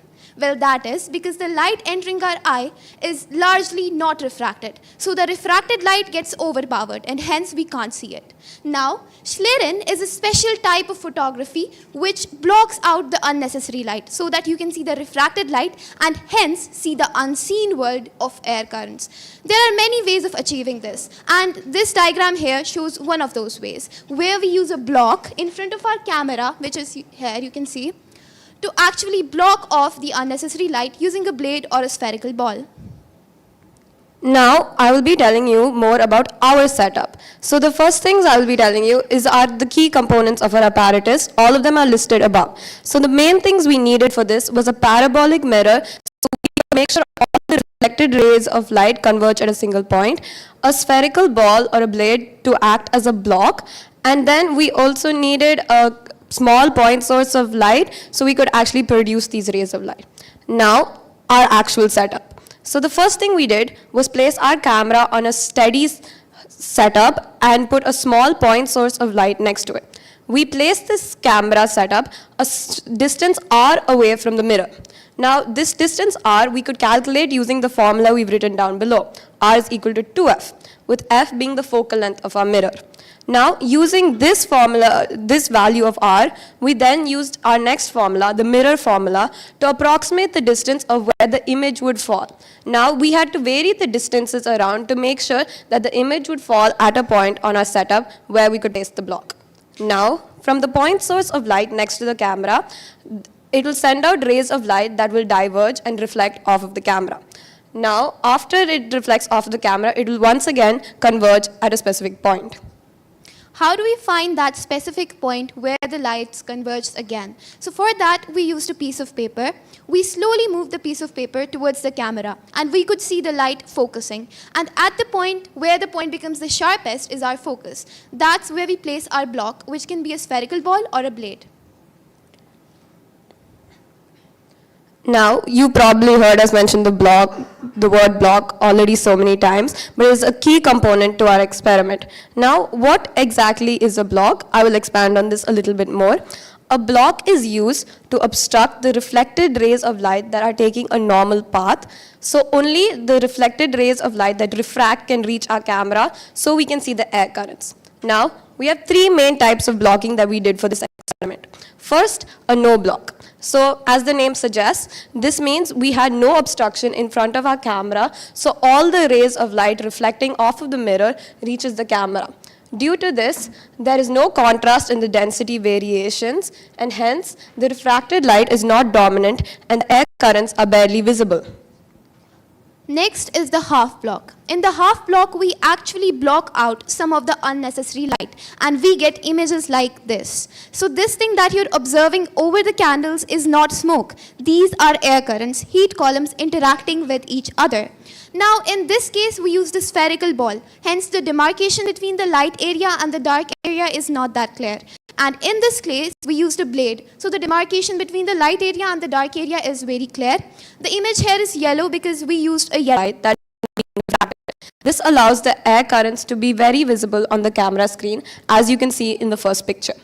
Now, however, with a blade block, it is not in a similar shape to the point source, so it will also block the reflected rays of light that are being refracted, which is what we need to reach the camera screen to produce the image. So due to this, only a specific portion of the air currents can be seen. As you can see in the second picture, only the bottom portion is seen. Now, we will be showing you a video of us doing the full block around airplanes is compatible or not. Secondly, it's used in wind tunnels to see how varies along the wind tunnel. It's also used in material testing because it exploits the fact that irregularities have a different dynamics than the regular material. Yeah. Now we move to the qualitative analysis of our project, that is, what did we conclude from our experiments. So we expected that our results would be much clearer with full block, but that was not the case. As you saw in the images with the half block, particularly the yellow one, we saw air currents much more clearly when we were using half block.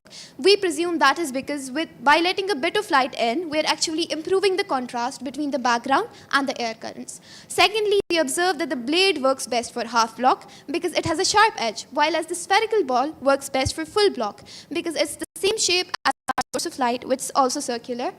Thirdly, we unexpectedly observed that the air currents were much more visible on the lighter side of the screen than on the darker side of the screen.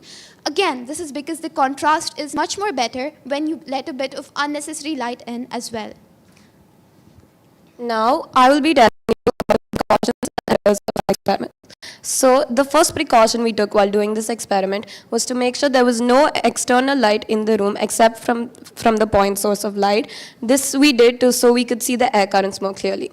Another thing we did was we made sure to set up at a point where it is behind the specific point that we had mentioned before, where the light rays converge. This is so that the camera can capture all the reflected light. Now, to our sources of error. So we concluded that there could have been some instrumental error that hampered the quality of the images we received on the camera. Next, the setup for the blade and the ball to be used as a block was not sturdy enough, which caused the block to move, which caused variations in our results based on what we were expecting before. So we've already discussed the applications, but this experiment also helped us in learning how different kinds of blocking can produce different kinds of Schlieren images.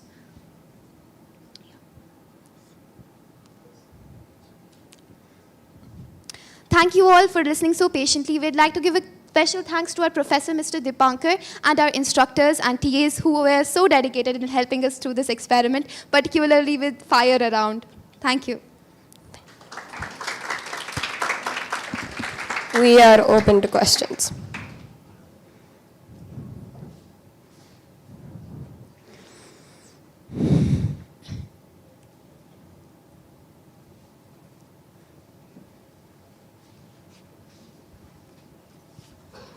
Hello.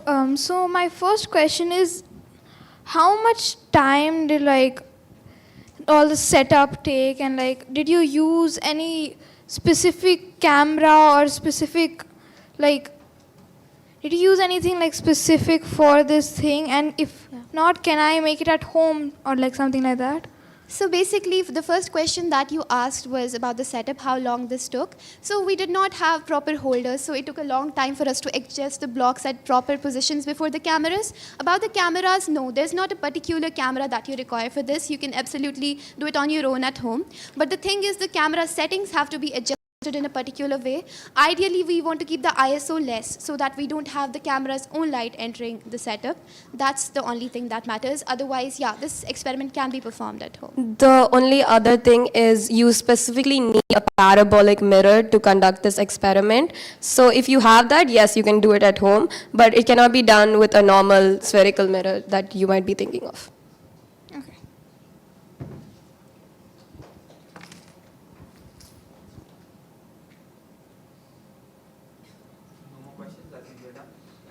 Thank you.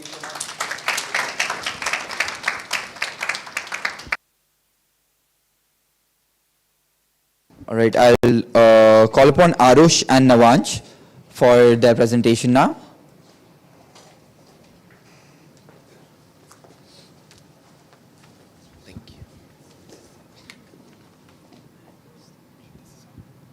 So how's the pointer work? How does the pointer work? How does the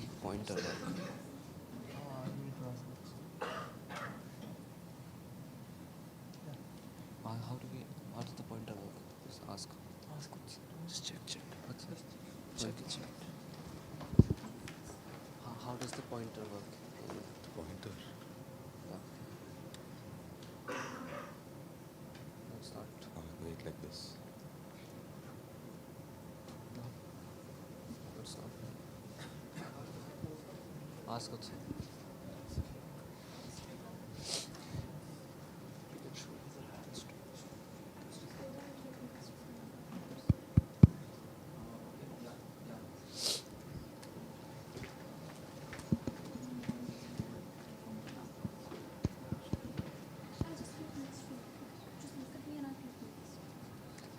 That's very complex because we have two conditions. But I guess the point is working, only the light is not working, right? So we can go. Is the pointer working? Is it doing the Yes. Pointer is doing changing the slides, right? That's enough. Yeah, that's fine. Click on the presentation one.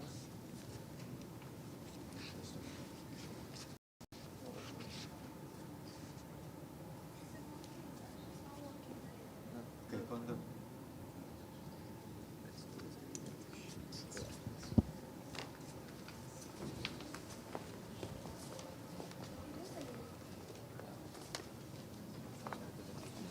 It is presented. No, it's not. It's not.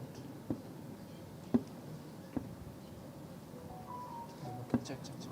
Yeah. Click on the Yeah. both sides. Yeah, it's fine. We'll just use fingers to point.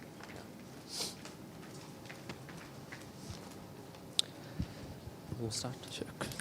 Good afternoon, everyone. Myself, Navansh Bharadwaj.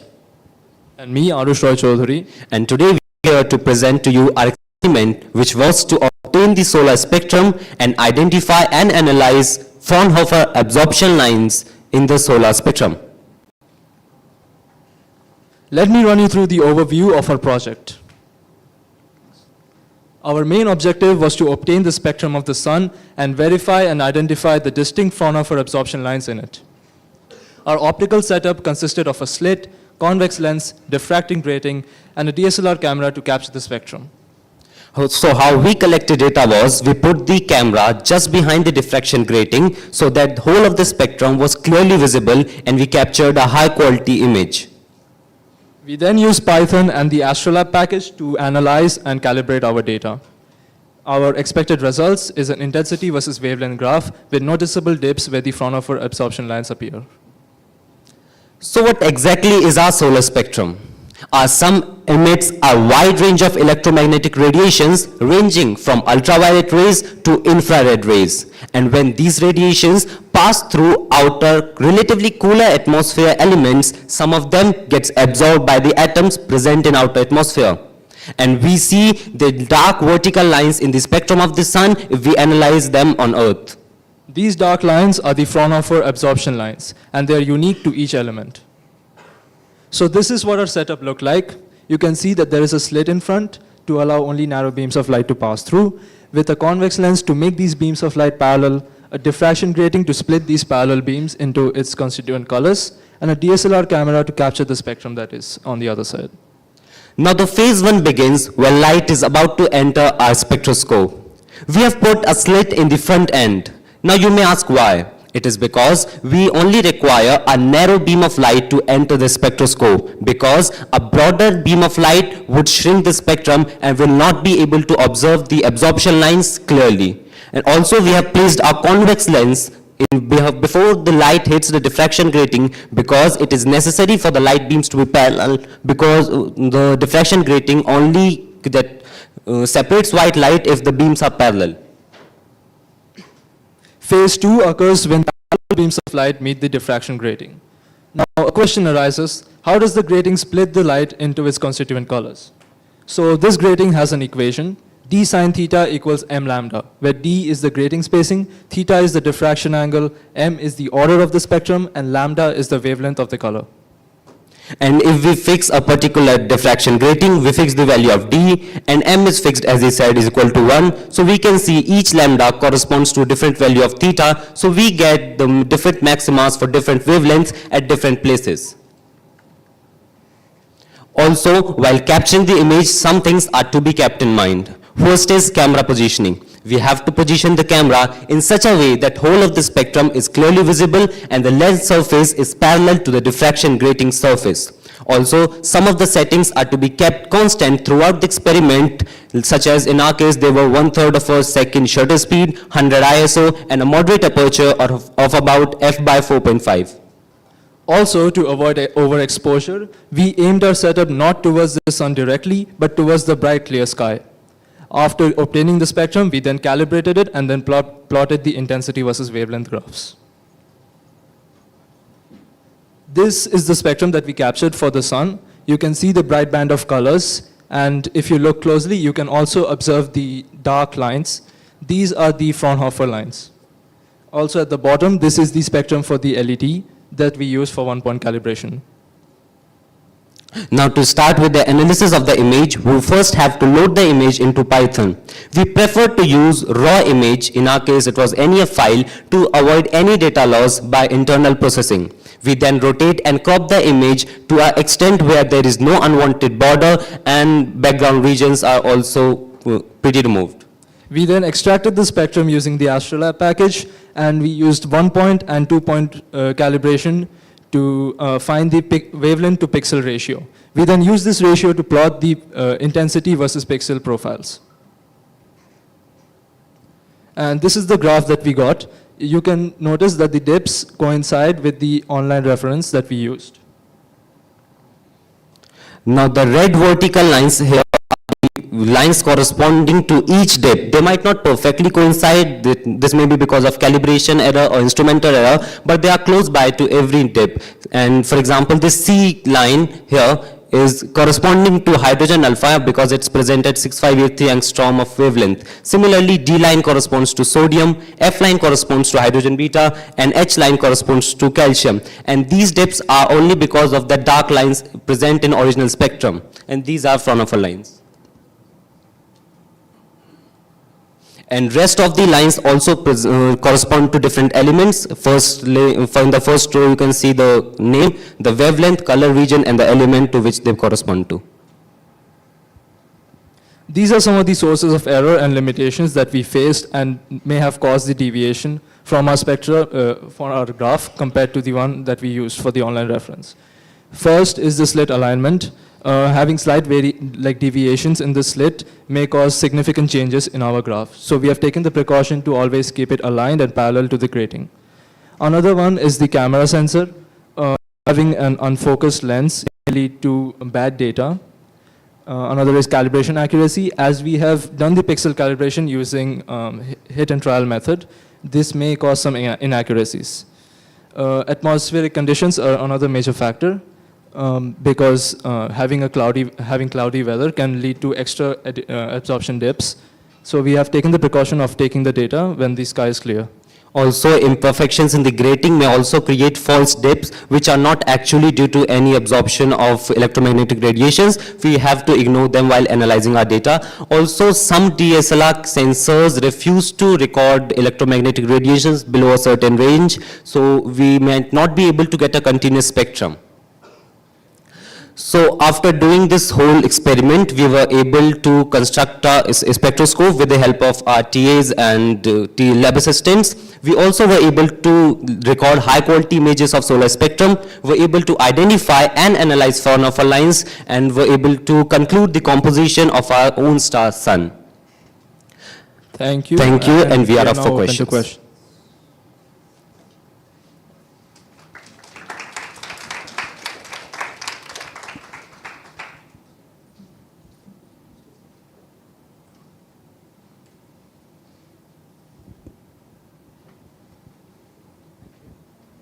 Hello, yeah, so lovely presentation, thank you so much. I just had one question about the diffraction grating. So you said m is equal to 1 is what you used, right? So why m equals 1? Why not some other integer? Because the first order is the brightest one which we can get, and also a spectrum, just fades away as we increase the diffraction orders. So first one is the most ideal to use. Because So why not m equals 0? Is that a possibility? the order of spectrum is a natural number because that starts at the first, second or third, which order of the spectrum which you are saying, it cannot be 0. So because what the is 0 the is order the of central spectrum? maxima, you'll see the white light again. So the central maxima is 0 in the spectrum. I don't exactly understand what you mean by order of the spectrum. Like basically you can understand it like from 0 is the central minima, central maxima, and from there on the right on the left you can see the diffracted colors which correspond to different orders of this diffraction. Okay, sure. Thank you so much. Thank you.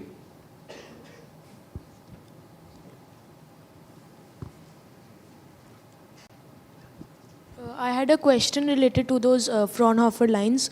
So, does their thickness and position vary if the light source changes or? The Fraunhofer lines are only unique to the sun.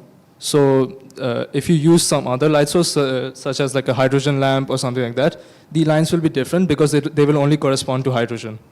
Okay, thank you.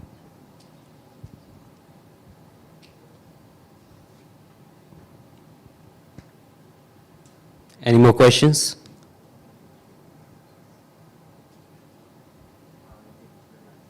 Thank you, guys. Thank you, Evan.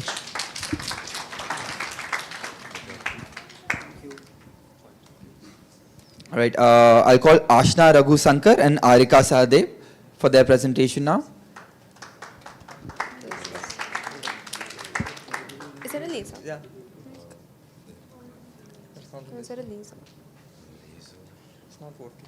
The laser is not working. Oh, okay.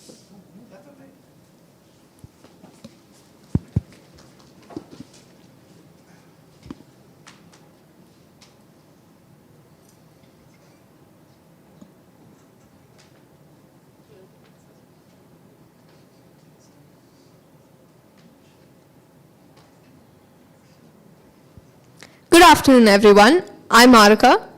I'm Ashna, and we're here to present our final project, stellar spectroscopy.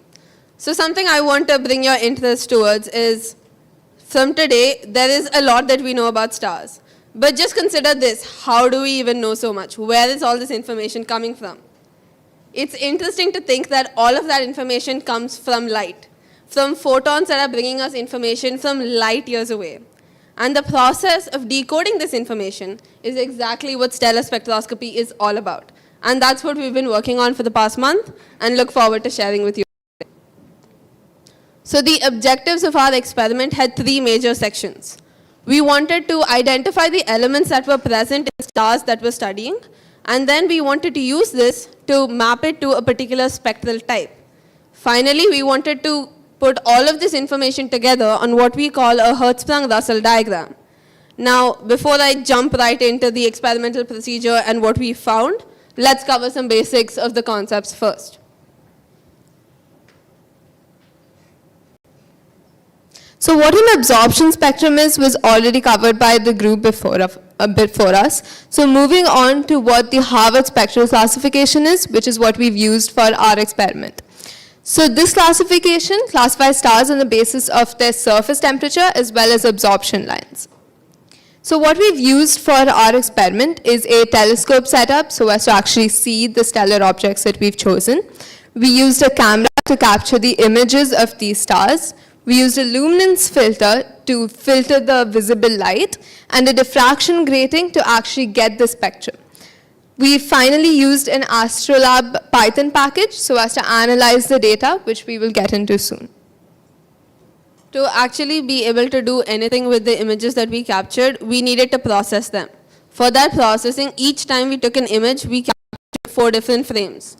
The first is the dark frame, which represents the thermal noise that the detector might be capturing. The second is the bias frame, which is the detector's baseline electronic offset. So that's the electrical signal that the detector is getting even though there's actually no light present. The third is the flat frame, which is the unevenness in the pixel sensitivity when capturing something that is actually uniformly illuminated. And the fourth is what we call the light frame, and that's the actual image that we're capturing. So we put these four together mathematically to get something that we can really analyze and deduce conclusions from. So those were the basics. Now coming into the actual experiment. So step one was actually selecting our objects. We decided to focus on the constellation of Leo because of its convenient position in the sky, which was towards the west. So we chose 9 stars from this constellation, beginning from Regulus all the way to Zosma. So over the course of 3 days, we took pictures of these stars.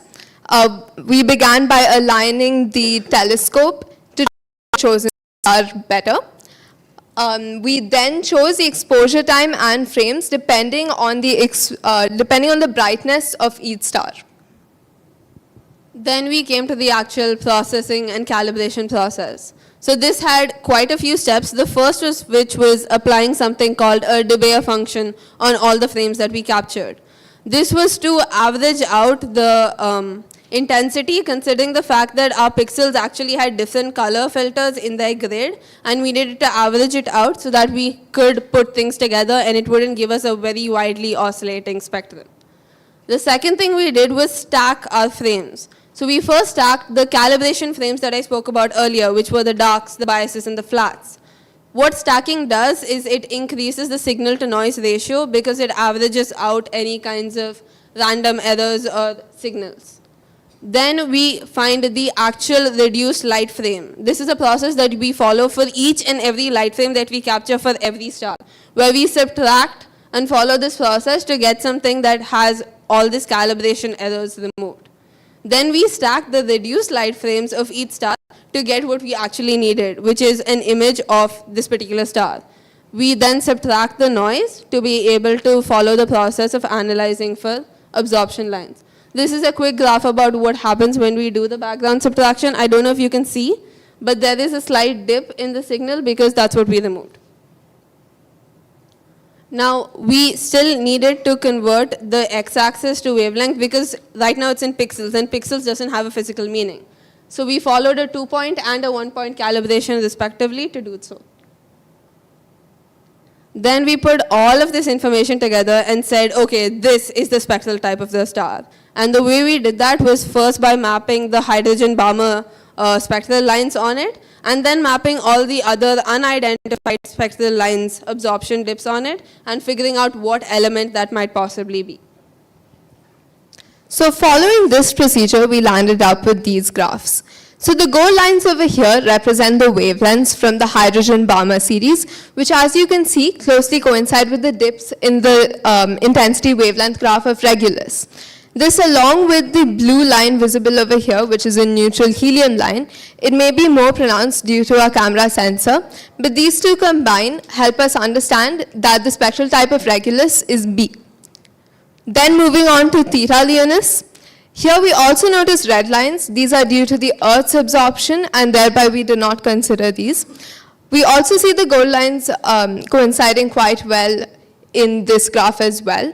And here the blue line corresponds to ionized iron. So these two help us understand that the spectral type of Theta Leonis is A. So using a similar process for the rest of the stars, we find that Zosma is a spectral type A as well. Along with Eta Leonis and Denebola, we find that Zeta Leonis is of type F, that 35 Leonis is of type G, along with Epsilon Leonis, and we finally find that Rasalis is of spectral type K. Now we put all of this information together into our Hertzsprung-Russell diagram. The x-axis is spectral class, which relates to the surface temperature of the stars, and the y-axis is absolute magnitude, which relates to a logarithm of luminosity, which is how an ideal HR graph would be. Now you can notice that most of our stars are within this green region. What is this green region? It is where main sequence stars generally lie. That is stars that are burning hydrogen to form helium. Now there are some exceptions. For example, Zeta Leonis and Epsilon Leonis are on what we call the horizontal branch, which means they're moving towards helium burning stars, while Eta Leonis is further upward, where supergiants are usually placed in our graph. And Rasalis is on this side, which is where red giants are usually placed. Now, every sentence that I've said so far coincides perfectly with what we already theoretically know to be the stage of the stellar evolution of each star. And that shows that our results are qualitatively accurate. But now moving on to errors and improvements. So we noticed 3 major errors. The first includes the absorption due to Earth's atmosphere, as we saw the red lines in the graphs earlier. The second is light from other stars, which sometimes contaminates our frames.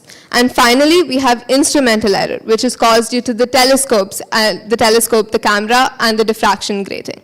And now to address these, we've come up with a few improvements. The first includes using a better resolution spectrum, which would allow us to actually calculate the surface temperature of the star using the Wien's displacement law. And lastly, using the luminance filter for all the stars, which unfortunately we weren't able to do so this time.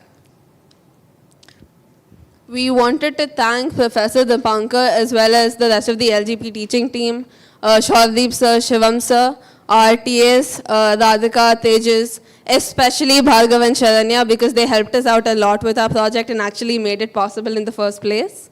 We would like to especially mention Moinak for taking time out of his schedule to help mentor us through this process. And we would also like to thank Professor Sushant Kunar and Shagnik for helping us go down this path in the first place. Thank you. We're up for questions.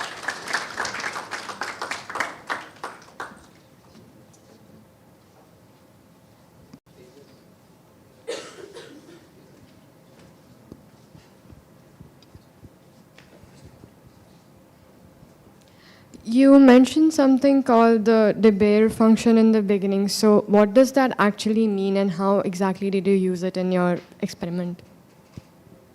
Right, so good question. The way that our camera works is that there's a 2x2 square of pixels which has different color filters. So there's red, green, and blue, which means that when it's capturing wavelengths, this pixel is capturing the wavelengths of red. It's filtering that out. And that means that we have, when we are sensing particular different types of wavelength, each pixel is actually registering something different. So when we plotted the spectrum of that, it wasn't really a continuous peak. There was a lot of oscillations within the spectrum itself. And the way we needed to fix that is we averaged out the red, green, and blue wavelengths for each square of 2x2 pixels. So that means that our image technically got smaller, there were less pixels, and we followed like a weighted average sort of them. So we had a continuous intensity for that square. I hope that answers the question. How did you use the Wien's displacement law in your experiment? So we wanted to use the Wien's displacement law, but unfortunately the resolution of our spectrum was not good enough. Now the Wien's displacement law would help us find temperature. The actual formula is temperature equals Stephen Boltzmann constant divided by the Wien's peak. So Wien's peak is essentially the peak wavelength in the black body curve of a star. So if we were able to find the temperature, we'd be able to plot the x-axis on the HR diagram as surface temperature rather than the spectral type. Because the spectral type is just a range of temperatures, plotting surface temperature would help us make the graph continuous. In what cases did you use the 1-point calibration and 2-point calibration, the process that you were talking about? Yeah, so the 2-point calibration we use for more well-known stars because we are able to compare the dips in the intensity wavelength graph with ones that are already published. This we aren't able to do in other stars, and so we use the scale that we find using the 2-point calibration and then perform 1 point for the rest of our stars. Thank you. It's a simple question, but in the start you said that you chose the constellation Leo because it was facing the west, but why west specifically? Yeah, so we conducted the experiment, so we took our observations from the balcony outside of the physics lab, and that faces the west direction, and so we chose that constellation. We also had to maneuver around like the buildings in Ashoka, so that was just like in the perfect place. Yeah, so hello, my name is Aditya and I have a doubt. So you talked about spectral lines. So did you also include the Lehman series or the Rydberg series? No, so we were focusing on the Balmer series, and the wavelengths that we took were also of the visible spectrum. In fact, later we added a luminance filter so that that's what we were getting. although we weren't able to do that in the initial data points because there wasn't enough time. But it did definitely clear out the data when we did that, so it was easier when we focused on the visible as well. Okay, thank you.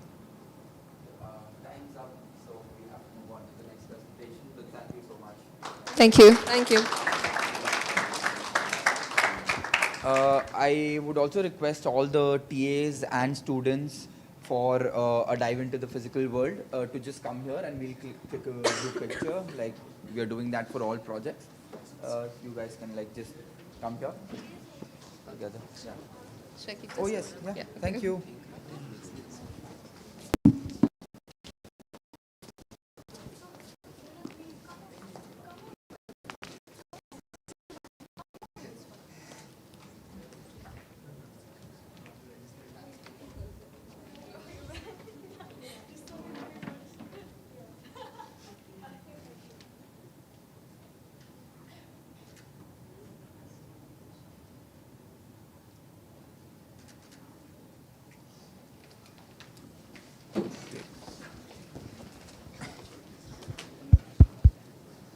Okay, we'll move on to the next project, Chemistry in Action.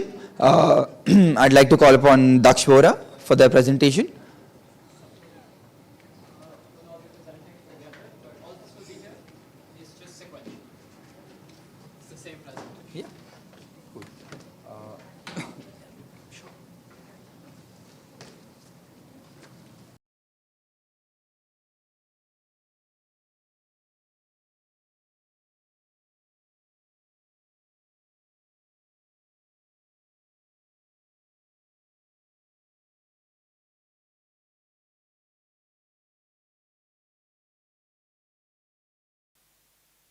One podium.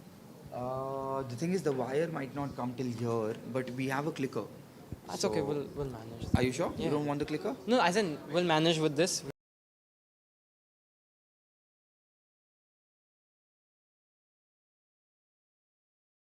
Oh yeah, it's an HID. Maybe it's in this? You know, yeah.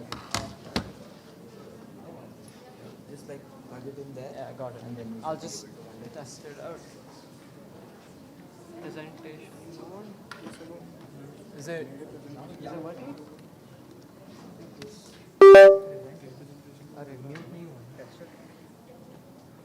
Okay. Okay. Take a second. Just fix the audio. Fix the audio, right? Fix. Arey, audio ko band. Turn the audio off. Exit करो, exit. Exit करो. Call a mic. Oh yeah. We have this.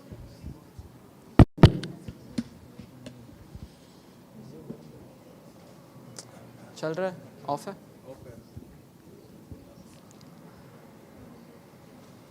Alright, good afternoon. We are a part of the Chemistry in Action course here at the Lodha Genius program. Our team consists of 4 members, and over the past and extended projects chemistry, we'll be talking about that today. My name is Daksh. I'll be covering the electrochemistry experiments that we undertook. Before that, what even is electrochemistry? You may not know it right now, but electrochemistry is the basis for almost everything in our modern world. It is the basis of every circuit, every digital device that you rely on. From this clicker to the projector presenting our presentation right now, everything relies on electrochemistry. Electrochemistry is defined as the relation or the study of how chemical reactions and electricity are related. Some reactions convert chemical energy to electrical energy, while other reactions convert electrical energy to chemical energy. We'll be looking at both kinds of reactions today. Now, electrolysis as a process, I mean, we've all done this in school, right? It's a very basic process. You pass electricity through an electrolytic medium, and it splits its constituent ions. There's a positive and a negative ion. The positive ion goes to the negative electrode, and the negative ion goes to the positive electrode, right? So we did a couple experiments on the basis of this. First was splitting of water, which I'm sure you've all done before. Hydrogen forms at the negative electrode because hydrogen is a positive ion, and oxygen forms at the positive electrode because hydroxide, OH minus, is a negative. So we started with green on this filter paper. If I have the laser pointer, does this work? Yeah, it's not working. Have the laser pointer, does this work? Yeah, it's not working, never mind. But when you start with green on that little piece of filter paper and you have 2 electrodes which were formed with ammonium chloride solution, you run current through it. Eventually, these 2 solutions will split across the filter paper, right? And you'll split into what you can see right now, which is yellow and blue. Again, we required much larger voltages for this, which is why we chained together 4 9-volt batteries into what we now colloquially refer to as the mega cell. Right. Now, sorry. Right. Then we began to experiment with reactions that involved the generation or the conversion of chemical energy to electrical energy. In 1800, Alexander Volta invented his voltaic cell. This was the first battery of sorts. So we worked on this. It's incredibly simple. You might have even done it before, right? All it requires is a couple of simple household materials. Some cardboard, some caustic soda, which is called sodium hydroxide, some aluminum foil, and some coins. Now, the aluminum foil and coins are electrodes in this situation. If we go back to our very first example, you know that you need a positive and a negative electrode, right? So you have coin, you have cardboard, which you dunk in a solution of caustic soda or sodium hydroxide, which forms your electrolyte, and you have aluminum foil on the top. Now that forms one cell, and as you can see, these cells are very stackable because of how small they are. I believe Karthik got a cell to nearly 20 volts. And you can see a picture of Arjun, he lit a little LED with that. So then we moved on to the Daniel cell and the gravity cell. Now, how galvanic cells generally work is that they have spontaneous redox reactions occurring at each electrode. Now, we mostly use zinc sulfate and copper sulfate for this, right? And you can see here the reactions, zinc and copper sulfate, they're being, at the positive electrode, one is being oxidized, and at the negative electrode, one is being reduced. Now, the first one we did was the Daniel cell. This was developed by Daniel in 1836. Zinc is the anode, copper is the cathode, and there is a salt bridge. If we go back here, we require a salt bridge, which is the electrolyte in this case, as these 2 beakers are our electrodes. In our case, the salt bridge was a small piece of filter paper, which we hardened with agar-agar, and we used potassium chloride for that. Now, we were able to get 1 volt per cell, which when we chained together 4 in series, we got 4 volts. Not much current though. I think we got around 2 milliamps of current per cell, which is not a lot at all. We weren't able to power anything useful.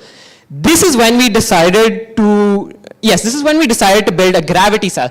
A gravity cell functions on similar principles, but it also functions on the principle of the fact that zinc sulfate and copper sulfate are different solutions with differing densities, right? So we put a thick piece of copper wire at the bottom, which was our copper electrode, and we put a small zinc electrode at the top. Now this gave us the same potential, the same voltage, right? Because that's fixed when you have copper and zinc together. But it gave us 20 milliamps of current. So what you see here is a little microcontroller having some sort of party here. And that is because we were able to get 20 milliamps of current. We were able to power a small microcontroller, the Shaw RP2040, and its onboard LED with the current and voltage that we were able to get. And as you can see, it's working pretty well. We were finally able to power something useful with a cell that, let me remind you, was made in our own lab. And that concludes my portion. We'll be open to questions now.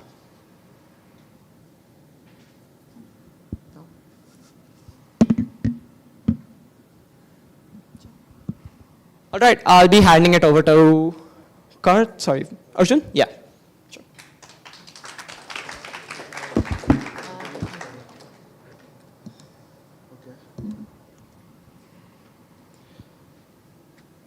Hi everyone, I'm Arjun. My section is about caffeine and paracetamol. These are both very familiar compounds. Caffeine is in coffee and tea. Paracetamol is in fever and stress relief, pain relief. In this section, we extract caffeine from coffee and synthesize paracetamol from a starting compound. Then we use instruments to check what we made and if what we made was exactly what we expected. Before the experiments, let us look at their history. People used caffeine through coffee and tea long before chemists knew the molecule.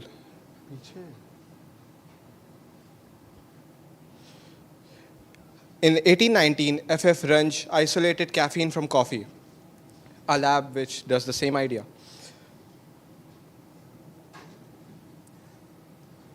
Caffeine is part of daily life for all of us. We get it from coffee, tea, and energy drinks. It acts as a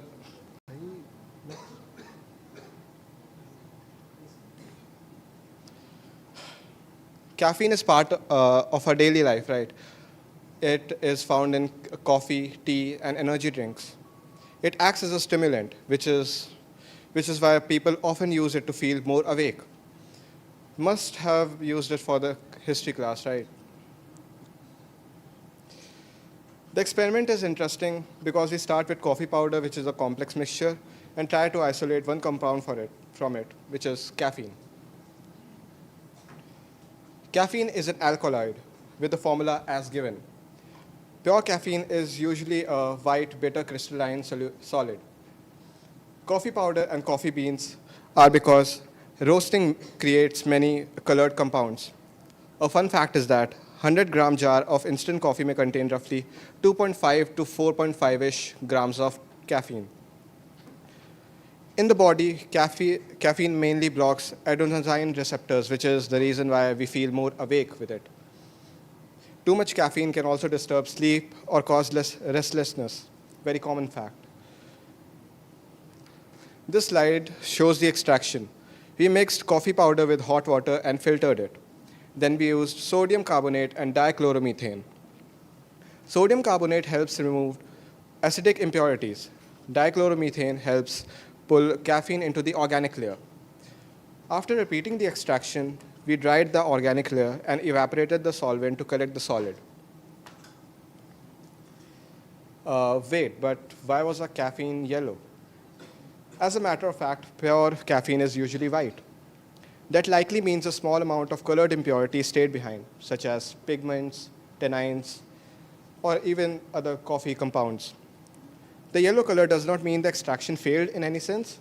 It means the sample was not perfectly pure, so the characterization matters more. This slide uses GCMS or gas chromatography mass spectrometry data. GC separates compounds based on how long they take to move through the column. It is based on heating. MS breaks molecules into ions and sorts them by mass to charge ratio. Mass is denoted by M and the charge is denoted by Z. A peak is a signal, but wait, for what? Its position tells us where something appears, and its size tells us how strong the signal is. We see many peaks because molecules can break into several fragments. For caffeine, the main GC peak is around 14.99 minutes, as you can see in the first diagram there. The molecular ion near M over Z 194 matches caffeine's molecular mass. The other peaks are fragments which also support the identification. The peak of 194 is there too.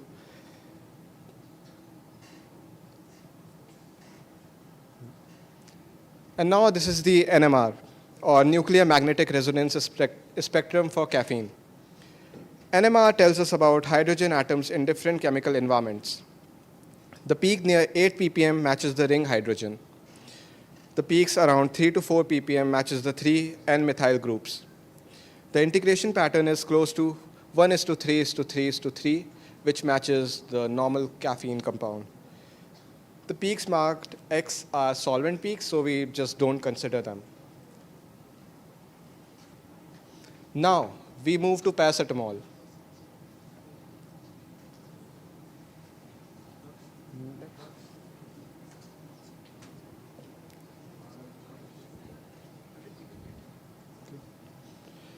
Now we move to paracetamol.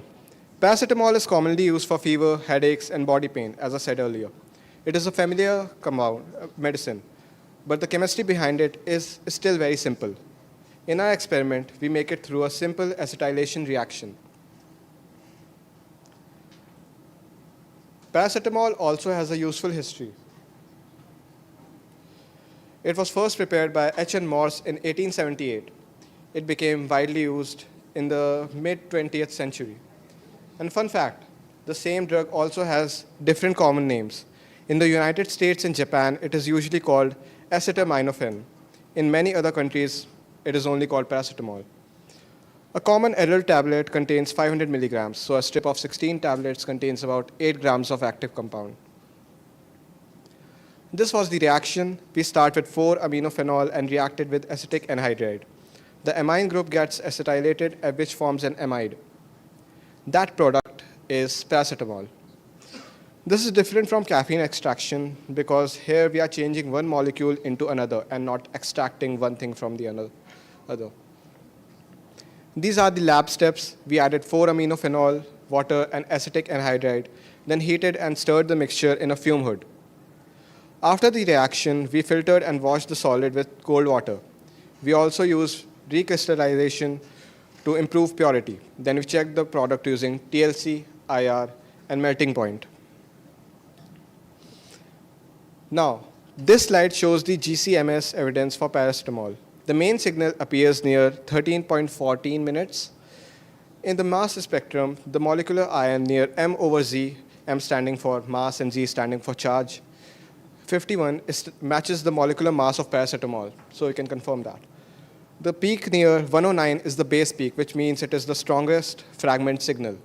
It has the largest height. The main point is really simple here. The mass evidence fits the molecule we wanted to make, so hence proved. This NMR sample also fits paracetamol. The peaks near 8 to 10 ppm match the phenolic OH and amide NH hydrogens. The peaks around 6.7 to 7.3 ppm come from the aromatic ring. The peak near 2 ppm comes from the acetyl methyl group. Together, these signals match the structure, and again, hence proved. This slide shows the crystal structure idea. A small crystal is placed in an X-ray diffraction instrument. The crystal scatters X-rays in a pattern. Software then uses that pattern to solve the 3D arrangement of atoms. This gives very strong evidence because it shows how the atoms are arranged in the crystal. Okay, so that was my section. Hope you liked it. In conclusion, we extracted caffeine from coffee powder and synthesized paracetamol from 4-aminophenol. The bigger idea is that getting a product is only one part of chemistry. We also need to prove what that product is. And yeah, we did that. Happy to answer any questions.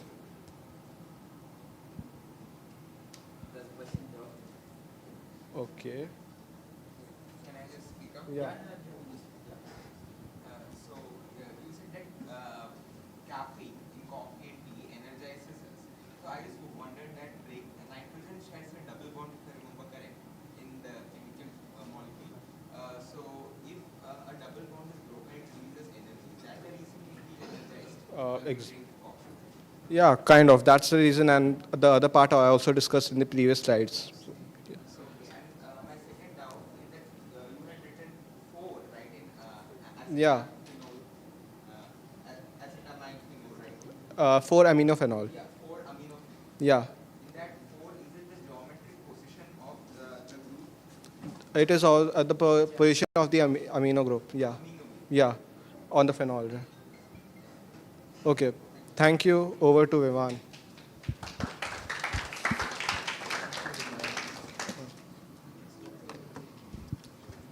Okay, so hello, my name is Vivan Arora, and today I'll be talking about the creation of nanoparticles and of MOFs, or metal organic frameworks. So, first of all, what are nanoparticles? Nanoparticles are basically molecules with a diameter between 1 to 100 nanometers. At this scale, the surface area of a nanoparticle becomes much greater compared to its volume. This very small size and this unique property in relation to surface area and volume gives it a lot of many different and unique uses. Green synthesis of nanoparticles, which I did during the LGB course, basically means synthesizing nanoparticles through plant extracts such as neem. So first, a short history of nanoparticles. Nanoparticles were first used historically over 1,000 years ago. In fact, in southern India and Sri Lanka, they were first used in the legendary Damascus steel, renowned for its great strength and durability due to the use of carbon nanotubes in its structure. These carbon nanotubes, as shown in the picture, picture on the extreme left, took form in the place of very unique designs that gave it its unique properties and its legendary status. Richard Feynman, also known as the father of nanotechnology, first introduced the idea of manipulating molecules on a nanoscale. Norio Taniguchi, a Japanese scientist, first coined the term nanotechnology. K. Eric Drexler, an author and scientist, in his books Engines of Creation, The Coming Era of Nanotechnology, and Unbounding the Future, The Nanotechnology Revolution, first introduced terms such as nanobots and nanomedicine. So, some uses of nanoparticles. Nanoparticles are used in the fields of medicine, in creating commercial products such as sunscreen and toothpaste, and even in environmental and water cleanup.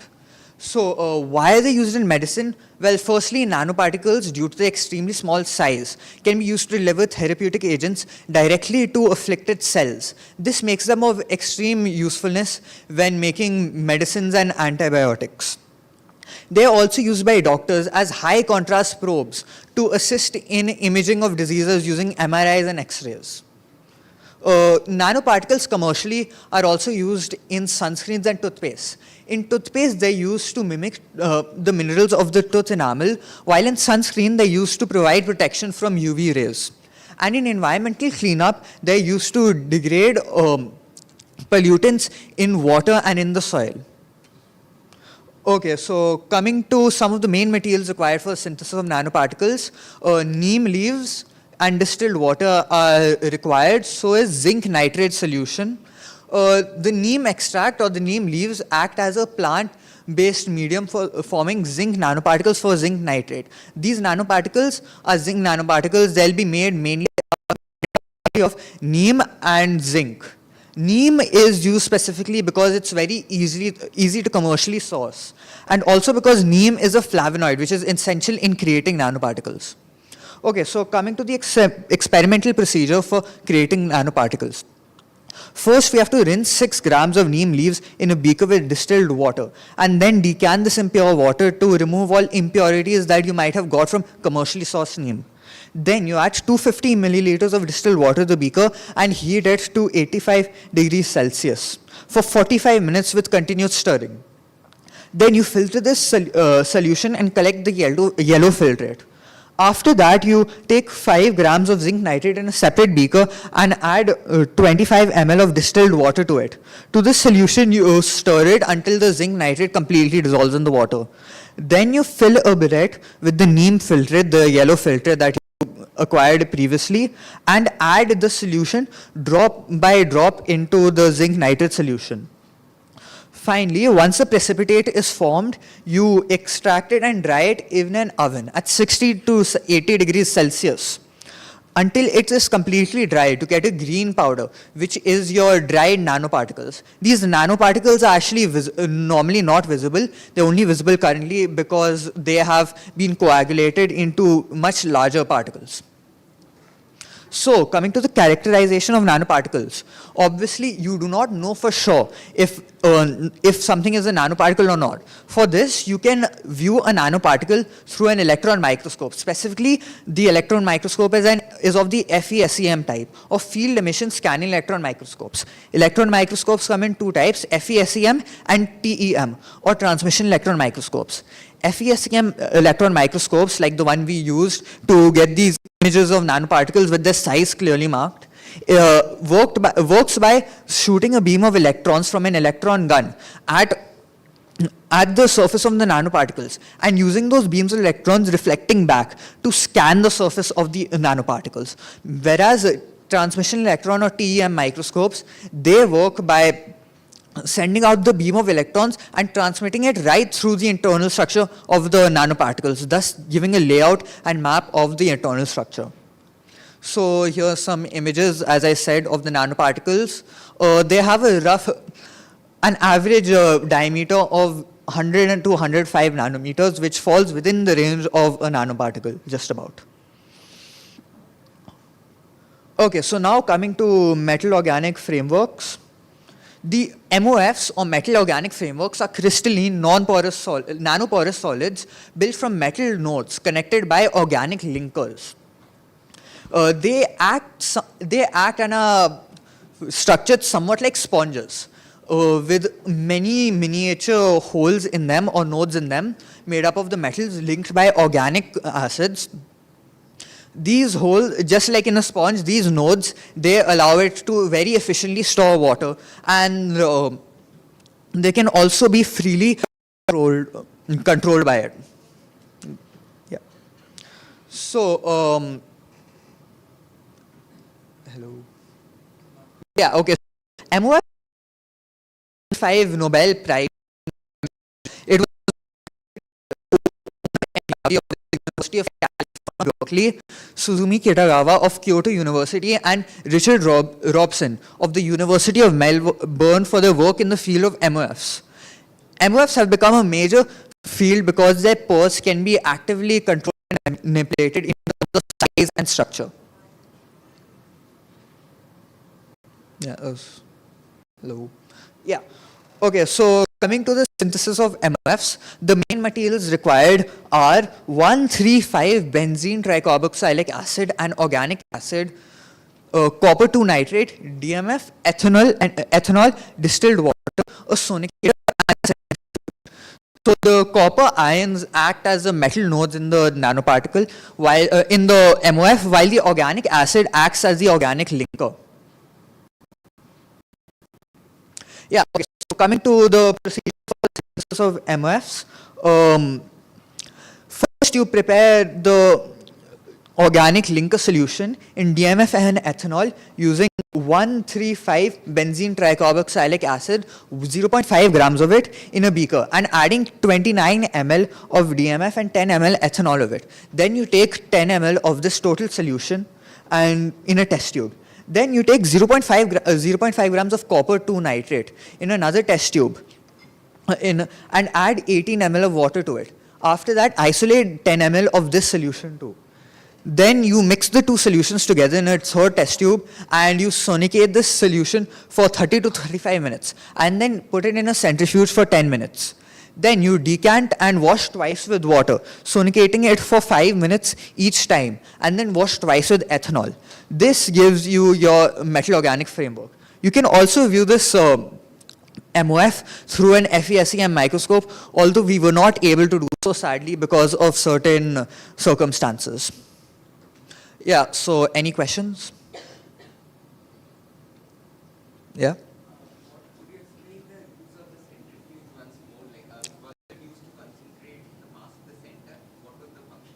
Centrifuges basically work by spinning the solution around a point to use the centripetal and centrifugal forces to actually separate the MOF from the waste matter of the solution. Any other questions? No questions? Okay. So now I give it to Karthik.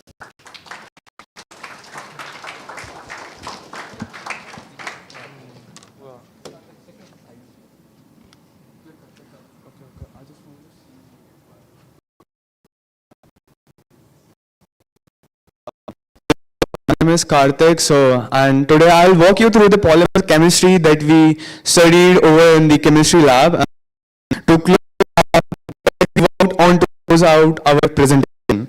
So firstly, polymers. Like everyone don't consciously realize it every day, but it is always around us. Like in your t-shirt, or we can see it is highly impacted on your laptop, the phone casings. So it is. So yeah, a polymer is chemically defined as the macromolecule composed of long chains of the repeating structural units called monomers, and of long chains repeating structure monomer, which are linked together by the strong covalent bonds, and we can engineer these chains to change their properties entirely based on how we connect them. Polymers had a massive history evolving from human modifications of natural cellulose in the 19th century and to the Leo Bacolin synthesizing the world's first fully synthetic plastic in 1907 to the Wallace Carothers inventing nylon at the DuPont in the 1930s. And in our wet lab, we go out to step up into the bench and replicate the historic breakthroughs ourselves. We begin with the backlight, we can say the grandfather of all the synthetic plastics. Bakelite is a thermosetting phenol formaldehyde resin. Structurally, it is formed via step growth condensation polymerization, and where the phenol and the formaldehyde react in the presence of the acid and base catalyst. This creates a dense, heavily cross-linked 3D structure network between the polymer chains. In the wet lab, we handled this synthesis, and it was great lesson in precision because it's a highly exothermic reaction, and we applied heat. The liquid monomers rapidly cross-linked into a complete hard, infusible, and insoluble mass. Because of that rigid and cross-linked chemical structure, it cannot remelt or reshaped, and which makes it highly heat-resistant material for the electrical insulators. Okay. So I guess I have the bakelite. Ma'am, can you pass me that?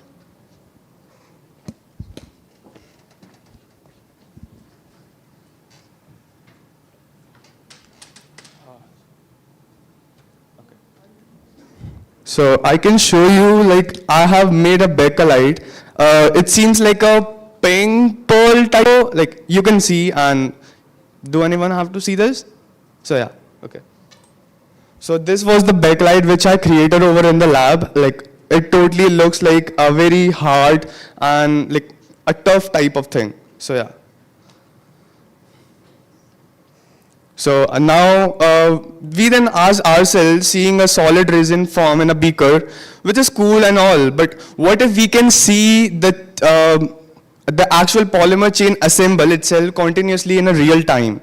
So we experimented on the nylon 610. So nylon 610, it is a very incredible experiment, visual reaction we seen over there in the chemistry lab, and which I'll show you the video afterwards this. So nylon 610 is a polyamide synthesized through a interfacial polycondensation reaction. So basically the 610 is the specific, like it is highly specific. It denotes about the carbon counts. So 6 comes from the hexamethylene diamine, and the 10 carbon comes from the subacyl chloride solution, or you can say the subacic acid. So for this experiment, we prepared 2 immiscible solutions. You can see the taking it out. Okay, I'll show you. For this experiment, we prepared 2 immiscible solutions. One is the organic one, another one is the aqueous, and we poured them together, and which didn't mix, but they formed a distinct boundary over there, and exact at that boundary, the monomers started reacting, and it made a microscopic film of the polyamide. And using a glass rod, you can see that Daksh is taking it out. Yeah. So he gently snagged it out and of the film and pulled it out. So as we lifted it, and the continuous, incredible, strong nylon rope wound around the beaker. So it was just like a magic, I would say. Yeah. So now it's the third experiment which I did in the polymer chemistry, which was artificial silk. So artificial silk, like historically, it is also known as the rayon, where chemistry mimics with nature to democratize luxury. So to turn this liquid into a real material, we loaded a thick mixture into a syringe. This mixture was of the blue ammoniacal copper sulfate solution, in which the cellulose, the natural cellulose, the cotton was used, and which was taken into the syringe, and which was directly put into the bath of the sulfuric acid, and which there you can see. Can you play it? And you can see the nylon rayon is forming it out over there. Yeah. So to turn this into real material, I'll tell you briefly again. We loaded the thick mixture into the syringe and then pushed it straight into a bath of dilute sulfuric acid. The moment of the liquid streams hit the acid, the chemical complex, like it destroyed when it reacts with the acid. This caused the cellulose instantly change into a solid. Right before our eyes, we then after pulled it out, which was fine, like silky type of, and which was a rebuilt cellulose thread straight into the acid bath. So yeah, that's all. Thank you. Any questions, please? Yeah.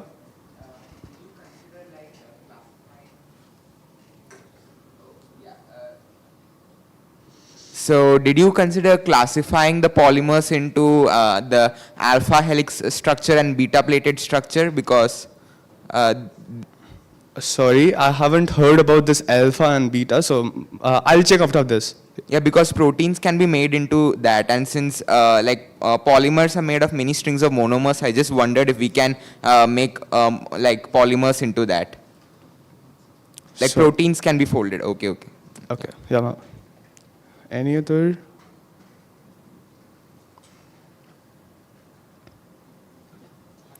Yeah, Aditya, you're Aditya. I'll look after it. Okay, thank you. Right, and thus concludes our presentation. Karthik, can I have the, yeah. Yeah, there concludes our presentation. We'd like to extend first a heartfelt thanks to the Lodha Foundation and the Lodha Genius Program for providing us with this opportunity. We were able to interact with so much fancy equipment, genuinely, from gas chromatography to the GCMS and the FTIR machine and even an electron microscope. The opportunity was wonderful. We'd also like to extend a heartfelt thanks to our professors, Dr. Deepak Asthana and Dr. Munmun Ghosh, and our program instructors, Gargi ma'am and Pankaj sir. Thank you so much. And thank you for listening, if you did.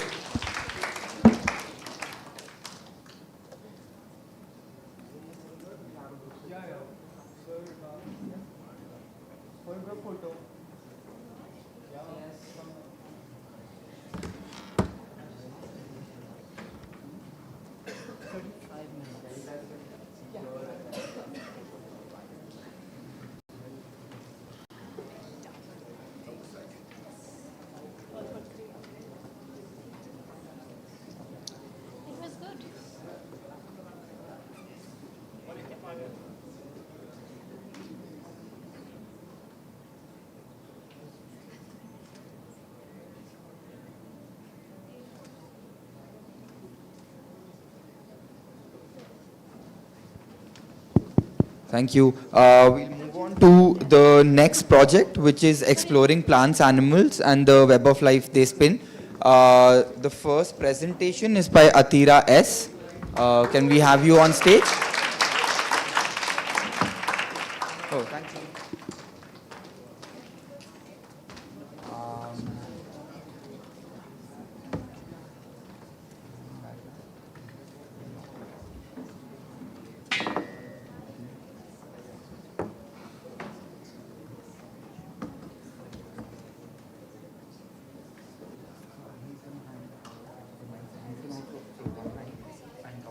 Yeah, that's perfect. So he's this side. Yeah, that's And Atira would require one. Just, oh, Athira Kush.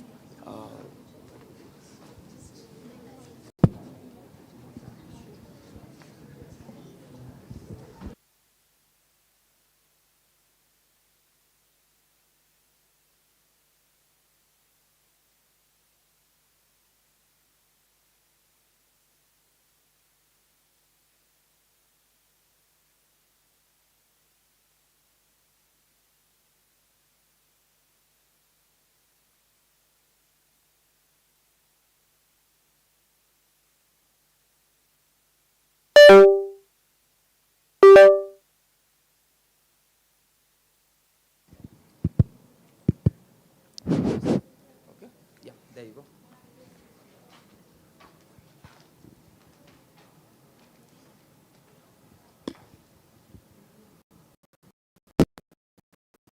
Good afternoon, everyone. My name is Adira, and this is the first presentation from the course Ecology.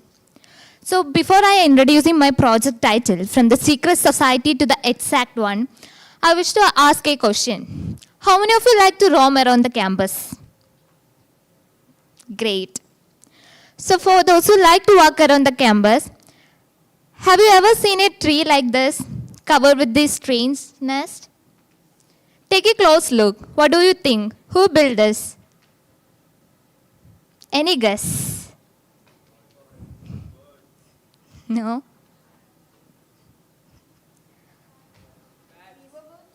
No? No? No. They are spider webs. These types of spiders are known as social spider. So let's check some unique facts about them. Out of 50,000 species of spiders, only 1% of them are social. As we all know that spiders are aggressive loners. They love to live alone. But these spiders completely broke the rule. They hunt, live, and share all the things equally like a family. And the second one, they don't have any hierarchy. They don't have a caste system like that we see in ants and bees. They will participate, all individuals will participate in all activities. And the third and the important thing is matrophagy. The thing is, these social spiders share an intense bond in their family. As we know that a female spider will lay up to 500 eggs. When they hatch up, the mother spider will feed the babies through a nutritious fluid in their body. After that ran out, all the spider kids will jump into the mother's body and completely fed their body fluids, which ultimately end their mother's lives. So knowing about this big family, I wonder how Ashoka's facilities are affecting these things, or how it will become useful. So I started to observe, and I found a pattern around the trees. The trees where lots of nests are found, they are completely near the street lights. So this led to the core question of my project. How does light affect social spider and their site selection for web building? So to understand what exactly I am looking for, I want to share a video.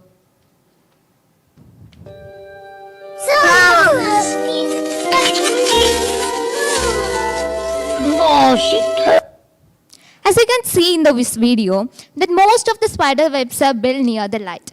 But on the darker side, almost nothing. So I came up with an hypothesis that social spider nests inside Ashoka campus occur in higher density around artificial light sources. So let's check the methodology I used to test this hypothesis. First of all, I conducted a field research in this campus. As you can see in this picture, that I randomly choose 6 places to unbias the samples, and I transect 40-meter length, and I measured the brightness of the light at each spaces, and also I counted the number of nests in each trees. But when I correlated the brightness of the light and the number of nests, I got a very weak correlation. So I want to choose another method. The reason why I got a weak correlation is I have only limited samples, and also most of the trees I observed in the campus stood in dark places which have 0 lumens and 0 nest. So my another method is I physically calculate the distance of the light to the trees, and I counted the number of nests within 1 meter. So as you can see in this graph, that within 1 meter the number of nests increased up to 46. But when we move away, at 4 meter, the number reduced. So it shows that light plays a major role in their web building. So why this? So here is my scientific speculation, that artificial lights act as an insect magnet at night. Most of the nocturnal insects will gather around the light, so the spiders will easily get their food. So moving into the future scope, if I have more time and resources, I would like to extend my project to answer these questions. Do these colonies actually grow larger and produce more offsprings? What are the negative effects of these lights and their long-term impacts? So in conclusion, my hypothesis was correct, that light plays a major role in the life of social spiders to choose the site for their web building. And I also realized that many crazy things are happening around us. What we have to do is observe. So if you have time, just go to the field and observe for 2 minutes. I swear that it will definitely change the way you see the world. Before opening this floor for questions, I really want to show my gratitude to all the wonderful people who helped me a lot. First, my 3 instructors, John Baya, Ishgadi, and Chedanadi. Thank you for your guidance and support and making this course fun, engaging, and enjoyable. And our dear TAs, Kushbudi and Larry. Your guys' support plays a major role in our all the way in this course, and it makes it really easy to enjoy these things. And my course mates. You guys made this 1 month memorable. And I finally want to extend our gratitude to the Lodha Foundation and Ashoka University for giving such an opportunity. Thank you. Any questions? Yes.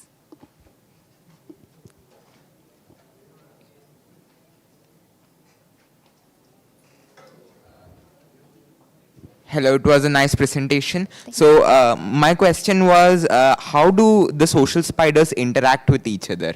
Like you say that they occur more in light. So are there interactions facilitated by light? And if so, like are different genus or different species interacting to light in different way? I mean, all of them are social spiders, which I'm talking about. Actually, I don't think that all the species are interacting to light. But social spiders are, yes, they are. And in those, you have seen that picture of the tree. There were a lot of nests. And actually, they are single colony. But the nest, or each nest have different groups. So they will they mostly interact with those groups and also the colony.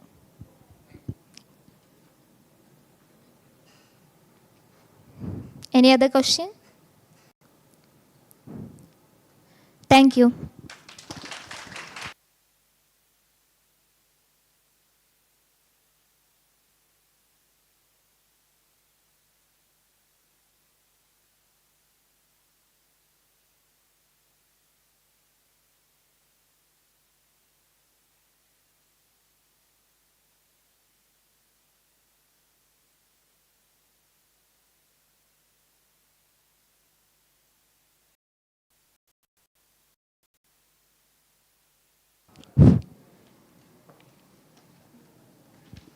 Good afternoon, everyone. Myself Sojit Chaudhary, and my project name is Effects of Light on Plants.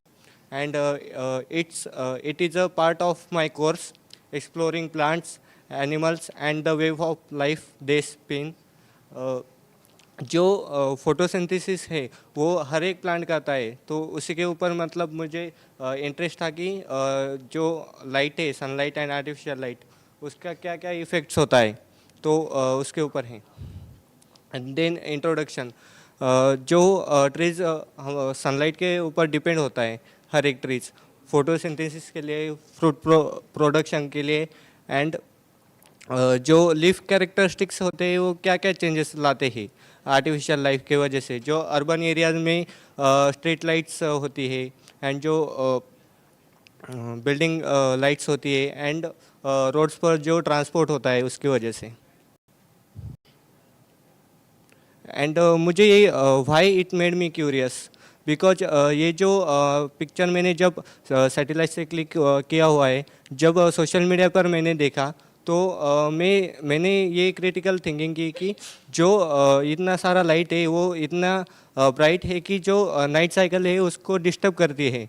तो then जब हम सोने के लिए जाते हैं तो हम लाइट का जो बटन होता है वो ऑफ़ करके सोते हैं, हम लाइट ऑन करके सो नहीं सकते. तो ये जो ट्रीज़ होते हैं वो 24 आवर जो सनलाइट एंड आर्टिफिशियल लाइट ले रहे हैं, तो ये इनके ऊपर क्या इम्पेक्ट पड़ता होगा. एंड जब मैं घर के तरफ जाऊंगा तब मतलब रूरल एरिया में इनसे ज़्यादा मतलब क्या डिफरेंस दिखाई देता है वो भी मैं चेक करूंगा. And my research question is, how does exposure to artificial light at night may affect the growth, health, and stress levels of trees compared to trees exposed only to natural light. Why I specifically choose this project? मैंने all over campus में जो trees हैं उनको observation किया and देखा कि जो artificial light के नीचे कौन से ट्रीज हैं एंड जो सनलाइट से कौन से ट्रीज फोटोसिंथेसिस कर रहे हैं. देन उसके बाद अर्बनाइजेशन में जो ह्यूमन एक्टिविटीज़ के वजह से जो लाइट के ऊपर इफ़ेक्ट होता है वो मैंने देखा. देन मुझे ये टॉपिक बहुत इंटरेस्टेड लगा क्योंकि लाइट पोल्यूशन आजकल बढ़ते ही जा रहा है. ज़्यादातर अर्बन एरिया में ज़्यादा हो रहा है एंड देन उसके बाद रूरल एरिया में भी बढ़ता ही जा रहा है. एंड देन मैंने स्टडी डिज़ाइन की एंड उसमें मैंने लोकेशन ढूंढा कि जो कैंपस में मैंने एक्सप्लोर किया. देन उसके बाद मुझे पता चला कि जो पोमोग्रेनेट ट्रीज़ है उसमें मुझे ज़्यादातर डिफरेंसेस नज़र आए एंड मैंने मेरे इंडिविजुअल जो ट्रीज़ है वो चॉइस किए जो कि आर्टिफिशियल लाइट थे. उसको मैंने रीनेम में किया कि एल एंड देन इंडिविजुअल जो 3 ट्रीज मैंने चॉइस किए वो थे सनलाइट में की. एंड जो नियर ग्रोसरी स्टोर टक शॉप है वहाँ पर आर्टिफिशियल लाइट के ट्रीज मैंने चॉइस किए. एंड देन उसके बाद जो आउटसाइड RS3 के पास है वहाँ पर पोमोग्रेनेट के 3 सनलाइट वाले ट्रीज चॉइस किए जहाँ पर बिल्कुल भी लाइट नहीं है. एंड देन मेथोडोलॉजी मैंने हर एक प्लांट की 3 लीफ सैंपल्स लिए एंड उसमें से 3 शेडेड लीव्स लिए एंड 3 अपर कैनोपी के लीव्स लिए. एंड देन उसके बाद जो लीफ थे उसको मैंने एक जो लीफ जिप पॉकेट बैग्स होते हैं उसमें प्रिजर्व करके रखा. देन उसमें मैंने टिश्यू पेपर डाल के उसको मॉइस्चर रखने के लिए ऑक्सीजन मिलने के लिए थोड़ा एयर भी ऐड किया उसमें.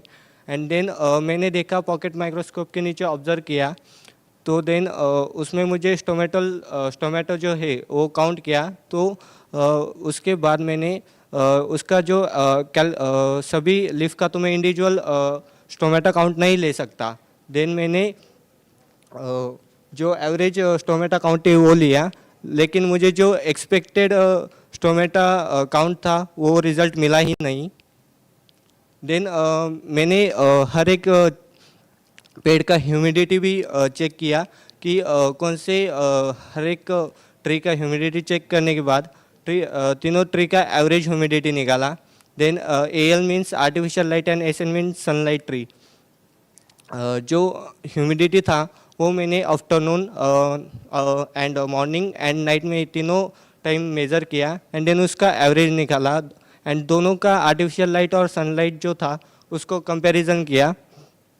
एंड देन उसके बाद जो लाइट कंडीशंस है वो क्या अफेक्ट करते हैं हमारे एनवायरनमेंट में एंड हमारे जो सराउंडिंग्स में जो लिविंग थिंग्स होते हैं बायोटिक फैक्टर्स होते हैं अबायोटिक फैक्टर्स होते हैं उसके ऊपर. एंड देन ह्यूमिडिटी सनलाइट वाले जो ट्रीज थे उसमें ज़्यादा थी क्योंकि वो सिर्फ डे में ही सनलाइट लेते हैं एंड जो आर्टिफिशियल लाइट है वो 24 आवर सनलाइट लेते हैं. इसके वजह से उनकी जो ह्यूमिडिटी है वो कम है. एंड देन उसके बाद मैंने सेम हर एक ट्रीज़ के टेम्परेचर भी चेक किया तीनों ट्रीज़ के आर्टिफिशियल वाले भी एंड सनलाइट वाले भी. एंड देन सेम कंसेप्ट की जो आफ्टरनून था afternoon timing night time and morning time तीनों का भी. एंड देन उसका भी मैंने एवरेज वैल्यू निकाला. दोनों में कंपैरिजन किया आर्टिफिशियल लाइट में एंड सनलाइट में. एंड आफ्टरनून टेम्परेचर दोनों का बोथ में सेम ही था ज़्यादातर. एंड टेम्परेचर जो शेड्स में था आर्टिफिशियल लाइट के वो डिफरेंस था थोड़ा.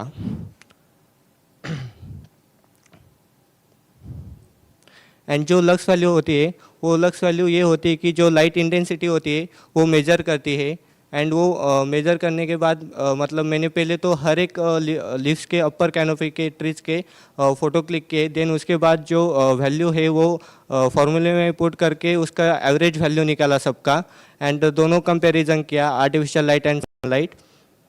एंड देन जो आर्टिफिशियल लाइट है वो हायर लाइट इंटेंसिटी शो कर रहा है ग्राफ में। ऑफ कोर्स वो इसकी वजह से शो करेगा कि जो सन आर्टिफिशियल लाइट होता है वो भी उनको मिल रहा है, एंड डे में सनलाइट है वो भी उनको मिल रहा है। एंड जो heat and light stress score है वो भी मैंने लीफ के एविडेंस में मुझे पता चला कि जो लीफ ऑफ बर्निंग होती है एंड जो येलोइश लीफ होता है उसके वजह से वो मुझे एविडेंस मिला। एंड देन उसके बाद मैंने उसका भी जो एवरेज स्कोर है, एवरेज स्ट्रेस स्कोर है, दोनों में सनलाइट ट्रीज में एंड आर्टिफिशियल लाइट ट्रीज में दोनों में कंपेयर किया। एंड जो आर्टिफिशियल लाइट था वो हाईएस्ट स्ट्रेस स्कोर निकला, क्योंकि उनको नाइट में भी आर्टिफिशियल जो लाइट है वो एब्जॉर्ब कर रहे थे, एंड जो सनलाइट था वो as compare to artificial light वो कम था। एंड जो आर्टिफिशियल लाइट था वो ज़्यादा ट्री को स्ट्रेस कर रहा था, एंड उसका यही इफेक्ट हो रहा था कि जो इंसेक्ट्स एंड जो इंसेक्ट्स एंड वो है वो भी उनको अफेक्ट कर रहे थे।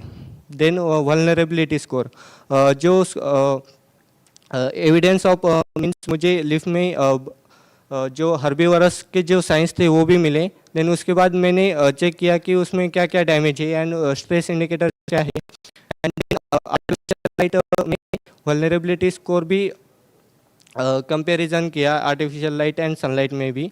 एंड जो आर्टिफिशियल ट्रीज का जो स्कोर था वो सनलाइट से ज़्यादा था, एंड सनलाइट का जो लोअर वल्नरेबिलिटी था as compare to artificial light. And then मैंने पोमोग्रेनेट जो ट्रीज हैं उनमें से क्या क्या डिफरेंस है, लाइक मतलब उनको क्या क्या प्रोवाइड होता है। गार्डनर से मैंने बात की तो मुझे पता चला कि उनको जो हमारे ऑल ओवर कैंपस में जो ऑर्गेनिक वेस्ट होता है वो सब प्रोसेस होने के लिए बाहर जाता है, एंड देन उसका ऑर्गेनिक फर्टिलाइज़र आता है यहाँ पर फिर से।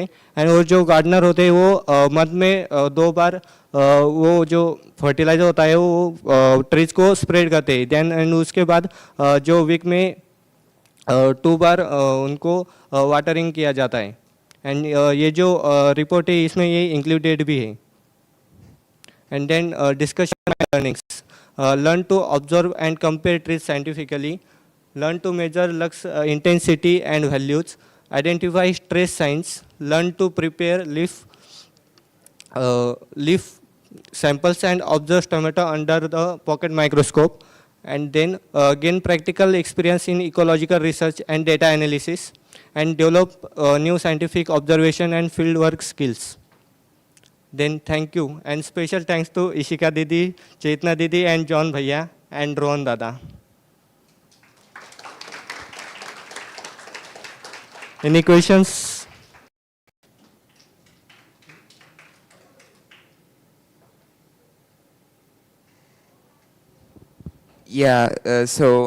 हाँ, तो आपका प्रेजेंटेशन बहुत अच्छा था। मुझे बस एक डाउट है कि जो स्ट्रेस इंडिकेटर्स आपने बताया था, तो हार्मोन्स भी प्लांट्स में स्ट्रेस इंडिकेटर्स का रोल प्ले करता है, जैसे कि abscisic acid.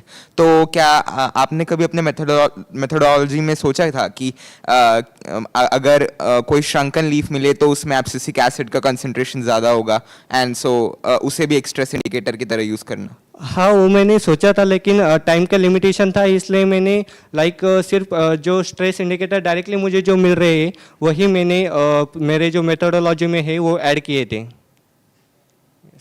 Any other questions? Thank you.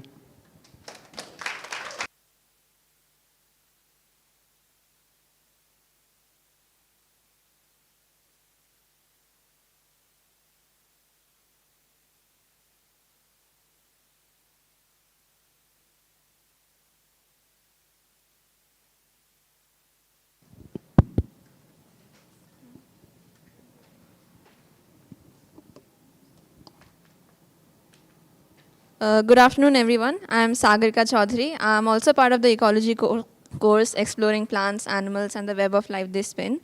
And I did a study on the most abundant birds found on Ashoka campus.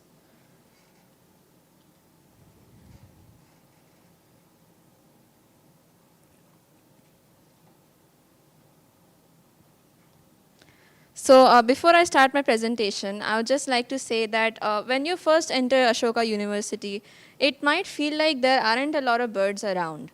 But honestly, I did observations for just 2 days, and I saw 19 different species. So imagine how much more you could see if you stay just a bit longer. All you need is a bit of patience. So, first of all, what are birds? Now, I know most of you know what birds are, but just a few basic things. They're warm-blooded like mammals, but unlike mammals, they lay eggs. They have feathers, and they also have wings.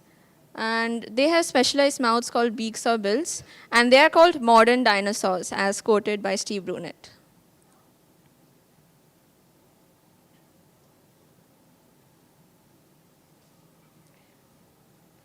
So in this presentation, there are going to be a few words. I'd just like to define them before I start. First of all is the point count. It's an observation method where the observer stands in a particular space for some amount of time, like 3 to 10 minutes, and they count every single bird they see or hear. For my observation, it was just the birds which I saw. Then there's abundance. Abundance is the total number of individuals which is spotted in one species. Species richness is the number of unique species found in an area. Feeding guild is like a group of which birds eat what kind of food. Like there are birds which eat insects, fruits, nectar, etc. Then there's diversity, which is basically the species richness, the number of unique species there are, along with the evenness in the distribution of their abundance.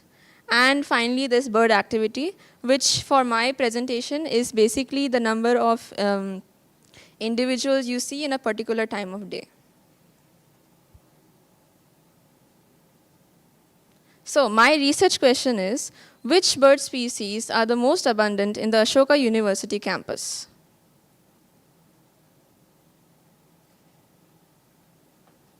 I had some simple objectives. First of all, I wanted to find the most abundant bird species in the Ashoka University campus. Then I wanted to find at which time these birds are more active, and through literary review, find the kind of nest these birds build, and the feeding guilds they belong to. And finally, to compare the diversity of Ashoka University with that of some neighboring universities like JNU and Shivnada University. More on that later. So my study design, first of all, I divided the campus into zones, and then I did random zone selection. And the reason I wanted to take random zones was because I wanted to cover as much of the different kinds of habitats which are possible to find. Then I decided about the time slot selections. For me, it was the morning and the afternoon. Then I just gathered raw data through point counts, compiled the data, and analyzed the results.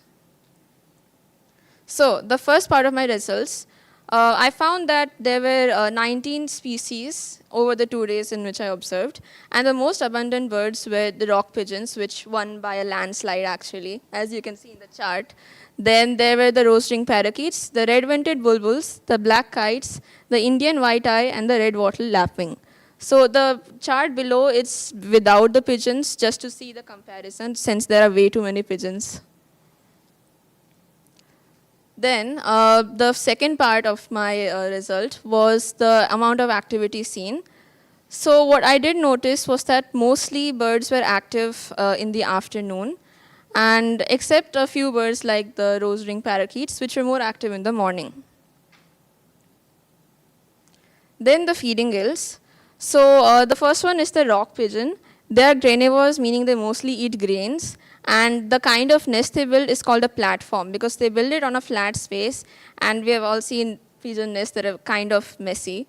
Then there's the jungle babbler, which is pretty much an omnivore. It eats insects, small reptiles, fruits, and sometimes even nectar.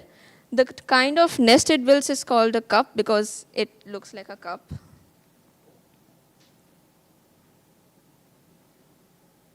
Then there's the black kite, which is majorly a carnivore and also a scavenger when it comes to urban areas. They eat some scraps left by humans too.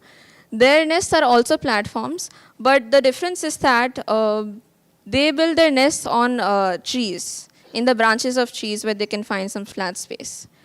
Then there's the red wattle lapwing. I don't know if anyone has noticed, but they keep roaming around pretty often, especially in the sunken field. They are also kind of carnivorous, you can say. They eat small reptiles, insects, but they also eat grains. And the nest which they build is called a scrape. It's because they just like dig a bit in the sand and just lay their eggs there. Biodiversity in the different universities.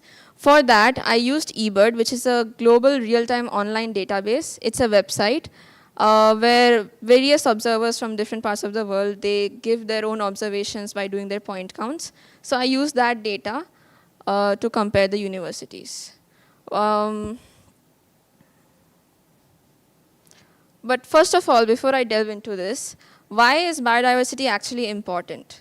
So biodiversity is kind of like, it shows how healthy an ecosystem is, which is why it's important to see how great the biodiversity is. And we all know we're all part of the ecosystem, so the better it is for us too. And yeah, I know that formula looks a bit complicated. Ecology also has maths. That's the Simpson's formula. It's used to calculate the biodiversity of an area.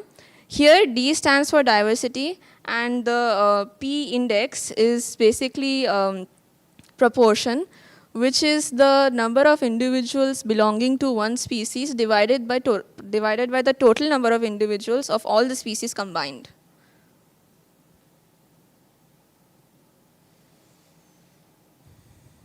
So, first of all, Ashoka University. As you can see the table over there, I did a few calculations, and the result which came was that D is equal to 0.4289.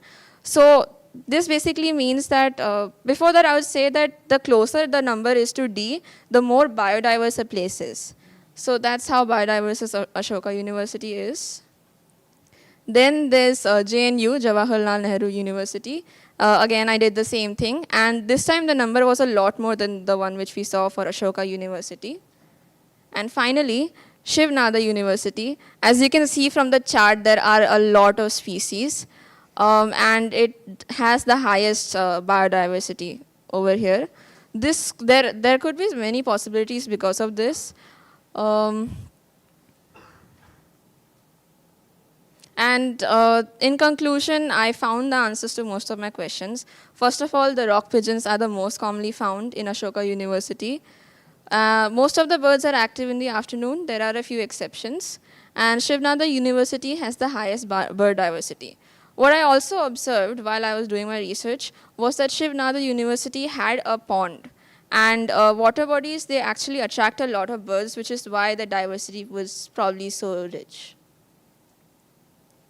I would like to thank everyone who has helped me, Ishika Di, Chetna Di, John Bhaiya, my TAs, Khushbu Di and Larry, and of course my course mates. This month has been really amazing, and I'm really, really happy that I actually chose this course and got to spend so much time doing all this. Oh, and another thing, the rest of my course mates are going to be presenting tomorrow in the morning, and there's a surprise for everyone else, so please make sure to come. Thank you.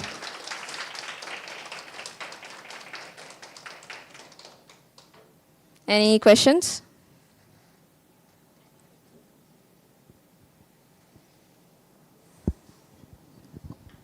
So first of all, that was a very nice presentation, it's very data-filled, and thus my question has 3 subparts, because there was a lot to encounter. Sorry. Yeah, sure. First one, you mentioned observing the rose ring parakeet, right?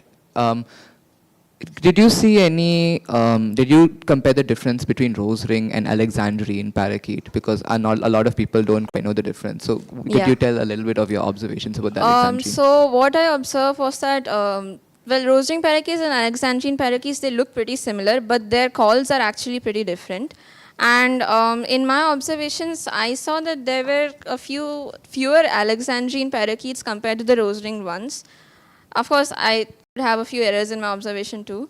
But other than that, I think roasting parakeets were more, as far as my observations go. And also the red wattle lapwings that you observe, though they are common, they're very skittish in nature. So what was your experience in observing them? Like, did you have to hide somewhere, or was it like, how did you observe them? Like, what was the process for doing so? I'm actually not sure. So the red wattle lapwings were very chill around me. So I would just go and just sit somewhere, and they would just walk around, drink water, do their stuff. So I didn't have any problems like that. And this is an introspective question. You saw that Shivnadar had the most, and you thought that there might be a pond, right? Would you have any suggestions on how Ashoka could increase its biodiversity count? That's a good question. So, I mean, that's actually very deep. That's not really under my control, but yeah, like there are some specific trees and some specific temperatures and everything which actually affect the birds. So the most basic thing is like trees. If you plant some trees, it can attract insects, and those insects attract birds. So in that way, maybe Ashoka can also increase its diversity. And another thing to note was that Shivnadar University has a much larger area than Ashoka University. So that's also one of the reasons. One of my doubts was that. Another doubt I had was, did you consider that if a species increases too much, like there is a lag phase, a log or exponential phase, and a stagnation phase for species, that's like a sigmoid curve, if you plot it out. I forgot the name of the graph. But yeah, so basically, did you notice that the species like the pigeons, the rock pigeons which were high, they did not go higher if we take a period of time, while the species which are initially low, they go like higher, like the species which reproduce within weeks, or like the eggs hatch, those ones I mean, not the ones which the longer periods, do they have a sudden increase in the population? That's a great question. I did observe for only 2 days, so I couldn't really find much of the answers about the reproduction or how fast they reproduce. So I'll do more research about this, and I'll get back to you. Okay, yeah, actually, I did not mean the data you did on the field itself. I meant also the ones you collected on eBird. Yeah, so for the rock pigeons, about the abundance, I did most of the observation on my own. I didn't use eBird for that. Okay, thank you. Thank you.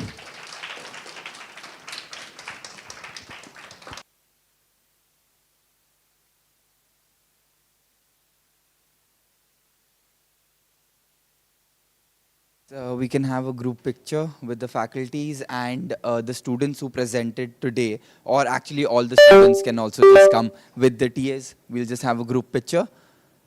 And we'll also be concluding the presentations for today, and then the rest of the presentations will happen tomorrow.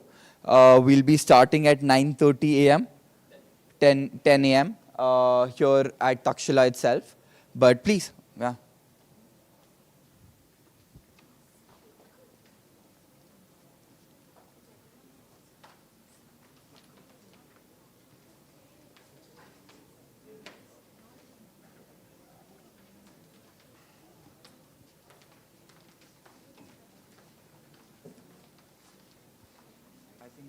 Yeah, they're also there.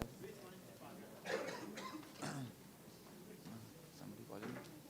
Yes, for today.